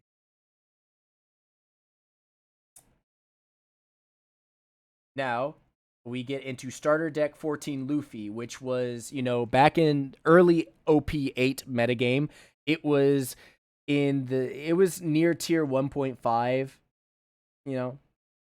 It was a tier 1. Yeah, it was tier 1.5 because black deck. Now it's like rogue. Barely a rogue. It's really barely a rogue deck. You can read out the ability to. Oh, sure thing. Let's see. Where is he? There he is. So, all right. His leader ability reads Dawn times 1. All of your characters gain 1+ cost, and if you have a character with a cost of 8 or more, this leader gains 1,000 power. Yep. It has some good interactions with some cards in the starter deck 14, like the 5-cost Sanji, but the issue becomes anything this Luffy does, black purple just does better while also ramping. And it's just like black Luffy or starter deck 14 Luffy's whole shtick is just to be a counter to black decks. But as you see, it doesn't really matter. You see, it really don't matter, because Smoker with Tashigi and Ice Age can just hit above the cost threshold for Luffy, and like, I mean, do we have to say Lucci? He basically does the same thing. Yeah, and Lucci's just better. Lucci's just better. Yeah. And last but not he's not released, so I don't really know where to put him. You can just put him in the shadow Or realm. He or gets his own he is tier. released in '09. I just don't know really when we're gonna get him. He's a promo, but I'm gonna just put him in Right. trash until otherwise, since he doesn't really have It's best to assume it's gonna be dog yeah. But water. I mean, in the future, he could actually have potential. As long as we get better heart pirates, it's just right now we don't have the engine. But I wonder why we don't have the Mm, engine, because the other one was just didn't need one. yeah, there is no point. But you can read his ability, see where it changed. Can I? Oh shit! Let me find him. Let's see. Red, purple, um, bad one. The bad one. It's to specify because I look up red, purple law and it just gives me the old one. I guess I could say law promo. There it is. Wait, it's only in Japanese. What the? Oh, there we go. Um, oh, I It's can't like read that. it's like rest 3. Oh, got it. Okay. Activate main once per turn. Dawn -3. Send one of your 3,000 power or higher characters to the bottom of your deck. Then play up to one 4 cost or lower Heart Pirates type character card from your hand. I feel like this ability would have been stronger if they also added Straw Hat characters to it, much like his Yeah. searcher in '09 does. But oh well. Yeah. So Whatever, lol. RP. Yep. RP I don't know. Law It's up in is the air pretty for much now. he gotta be in trash. Same with Black Hmm. Blue promo Sakazuki. And now, Yep. since we have actually ranked all of the Whew. cards in the game, we will now be discussing. Jesus Christ, it took us like 4 hours. Yeah, I know. We will now be going on to the OP10. It has been, yeah, it actually has been 4 hours. Holy crap. OP Gosh, OP10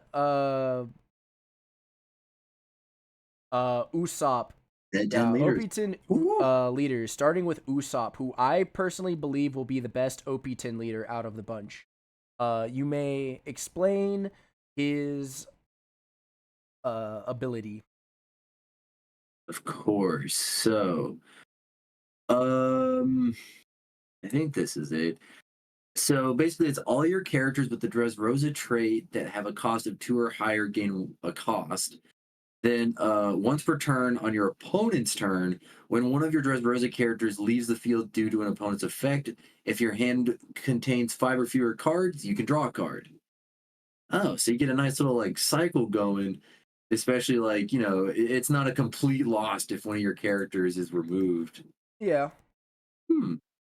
Uh, and since he gains access to a bunch of the good Dressrosa cards like Orlumbus, and he gets access to that new 7 cost Rebecca that's basically a mini Gecko on top of Gecko. He has potential. Usopp has potential. His only weakness is being a 4 cost leader, like a 4 life leader. For life, So yeah. at best, I assume at best he is going to be tier 2. I do not see him competing with anyone in tier 1.5 to 1, but I do see him in tier 2. Wow. At worst tier 3. Fair enough. I'm not really sure. So I'll just take your word for it. I just think he has a lot of tempo plays, as well as just having black and blue combination of bottom decking and hitting things down is just pretty strong. So Yeah. that's my No, that's a good combo. that's Oh, my and he can yeah, attack? yeah, that's Woo. my prediction. That's my prediction.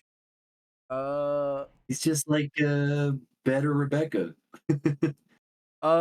We got Yellow Kid. Ooh. Yellow Kid. Yes. Yellow kid. He is. You may explain his ability. He actually has a really cool ability. Does I'm quite a fan. So if I could just find it real quick, you know what? I could just open up the sim because finding a stray article about this takes way too long. But if I can recollect, if my memory serves me right, it is at the end of your turn, you may reveal the top card of your life, then restand one of your supernovas with a cost of two or higher, and they get blocker. Let's see, did I get it right? End of your turn, turn top card of your life face up. Ah, right. Set up one of your three, 2 8 cost characters with supernova type active. Then that character gains blocker till the end of the opponent's next turn. I've been hearing about that. This kid actually has potential. I definitely think he is a tier 2 to tier 3 candidate, as well as Usopp.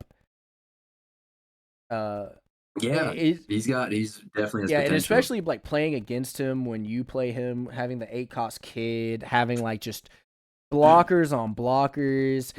Like, Uh, dude, this guy counters Sanji so hard, like Red Sanji so hard, and a bunch of like more aggro oh mid yeah. range guys. This dude just has so many blockers.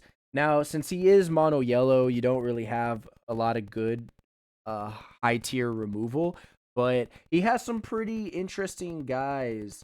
Uh like Hawkins that on KO shreds the life of your opponents. And then Mhm. he uses damn punk, and then just a bunch of other different uh cards just being used, like room coming out. Very Oh he yeah. has a very interesting future. It's just Yeah. yeah. It's Mm, just I it really depends on Blackbeard, how strong Blackbeard, which I would say Blackbeard is someone that kind of keeps him down, and Lucci also keeps him down, and sure.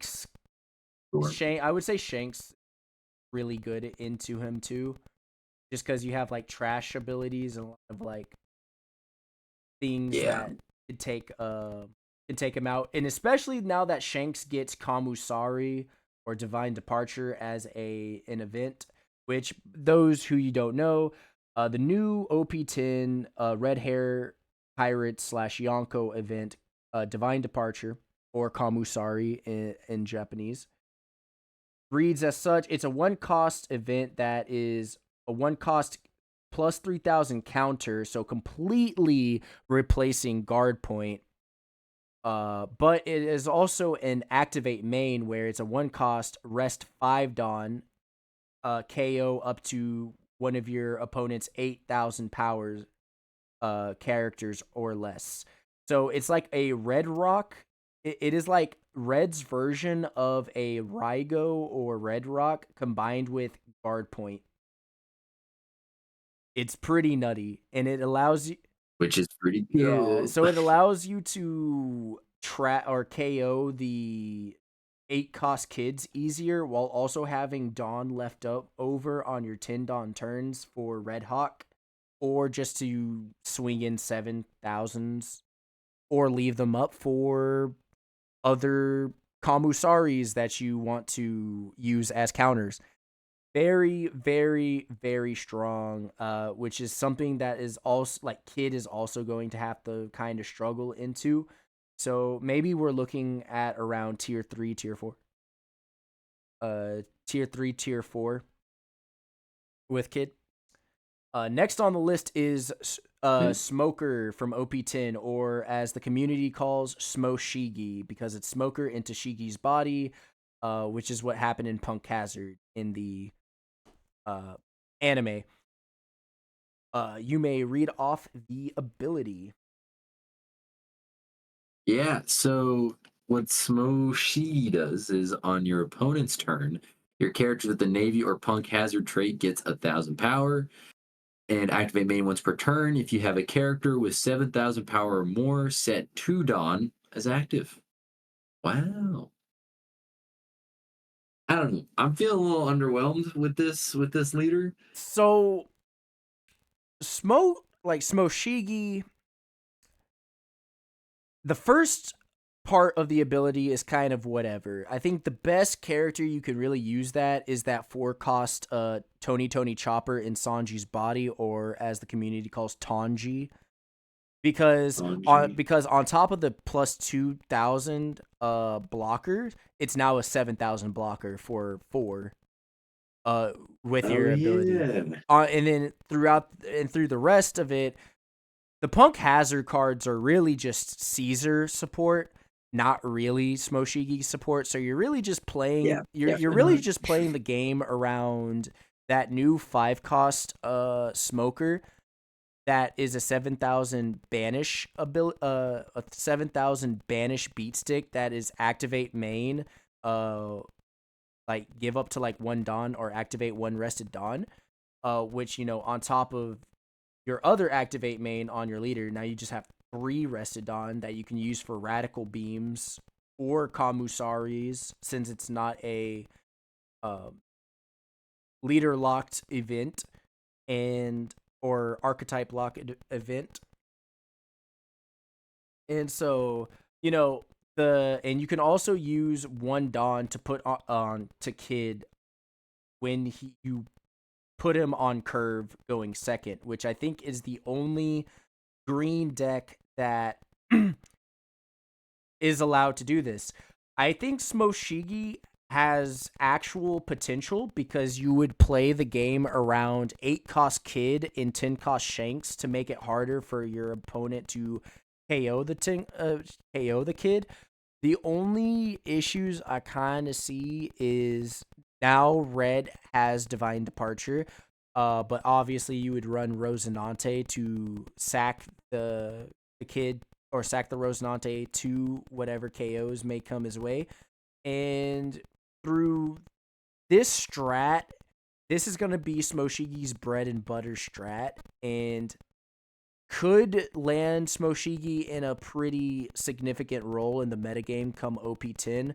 But I think for right now, I think it's a safer bet to put him in tier 3 to tier 4.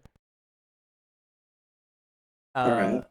I would say tier 4, but yeah, but what a tier 3 at highest end, because like playing around 8 cost Kid while having 10 cost Shanks make it harder for people to hit into him, while also having Dawn left over for Radical Beam essentially gives you 12 Dawn. Like, you have to reconceptualize the leader as in, this leader is the only leader in the game that has 12 Dawn, or 12 usable Dawn, instead of just having Dawn active at the end of the turn. Is essentially a better Gerpel Dofi ability.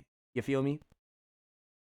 Yeah, yeah. All right. That you know what? That's completely fair. Moving on to Caesar. Black Oh, that's my black and goat. blue Caesar. You can read them off. No, it's Oh, red and yeah, blue red and blue Caesar. Caesar, but acts like it's Fool, you absolute yeah, fool. red and blue Caesar. Yeah, so Caesar Clown, his effect is Dawn times 2. When attacking, you may return one of your punk hazard type characters with a cost of 2 or more to the owner's hand. KO up to one of your opponent's characters with 4,000 power or less. I've been messing around with this as of late, and it is so much fun because of a little combo that you can do with Monet, a 2 cost red Monet, new. You rest her, you can attach 2 Rested Dawn to whoever. You're usually going to want to put it on Caesar, and then minus 1,000 to any of your opponent's characters. And you would think, oh, well, if I do that, it'll leave her open to like future attacks.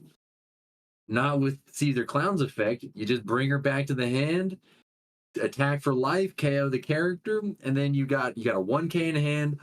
Plus, you can just keep cycling that little combo over and over and It over is again. so, He's basically a black deck disguised as a red deck. but can also use rushers, and also has access to Gravity Blade Raging Tiger for people going wide. Kind God, he is wonderful. I Caesar I think he's got potential. Caesar has He potential. may not be the best.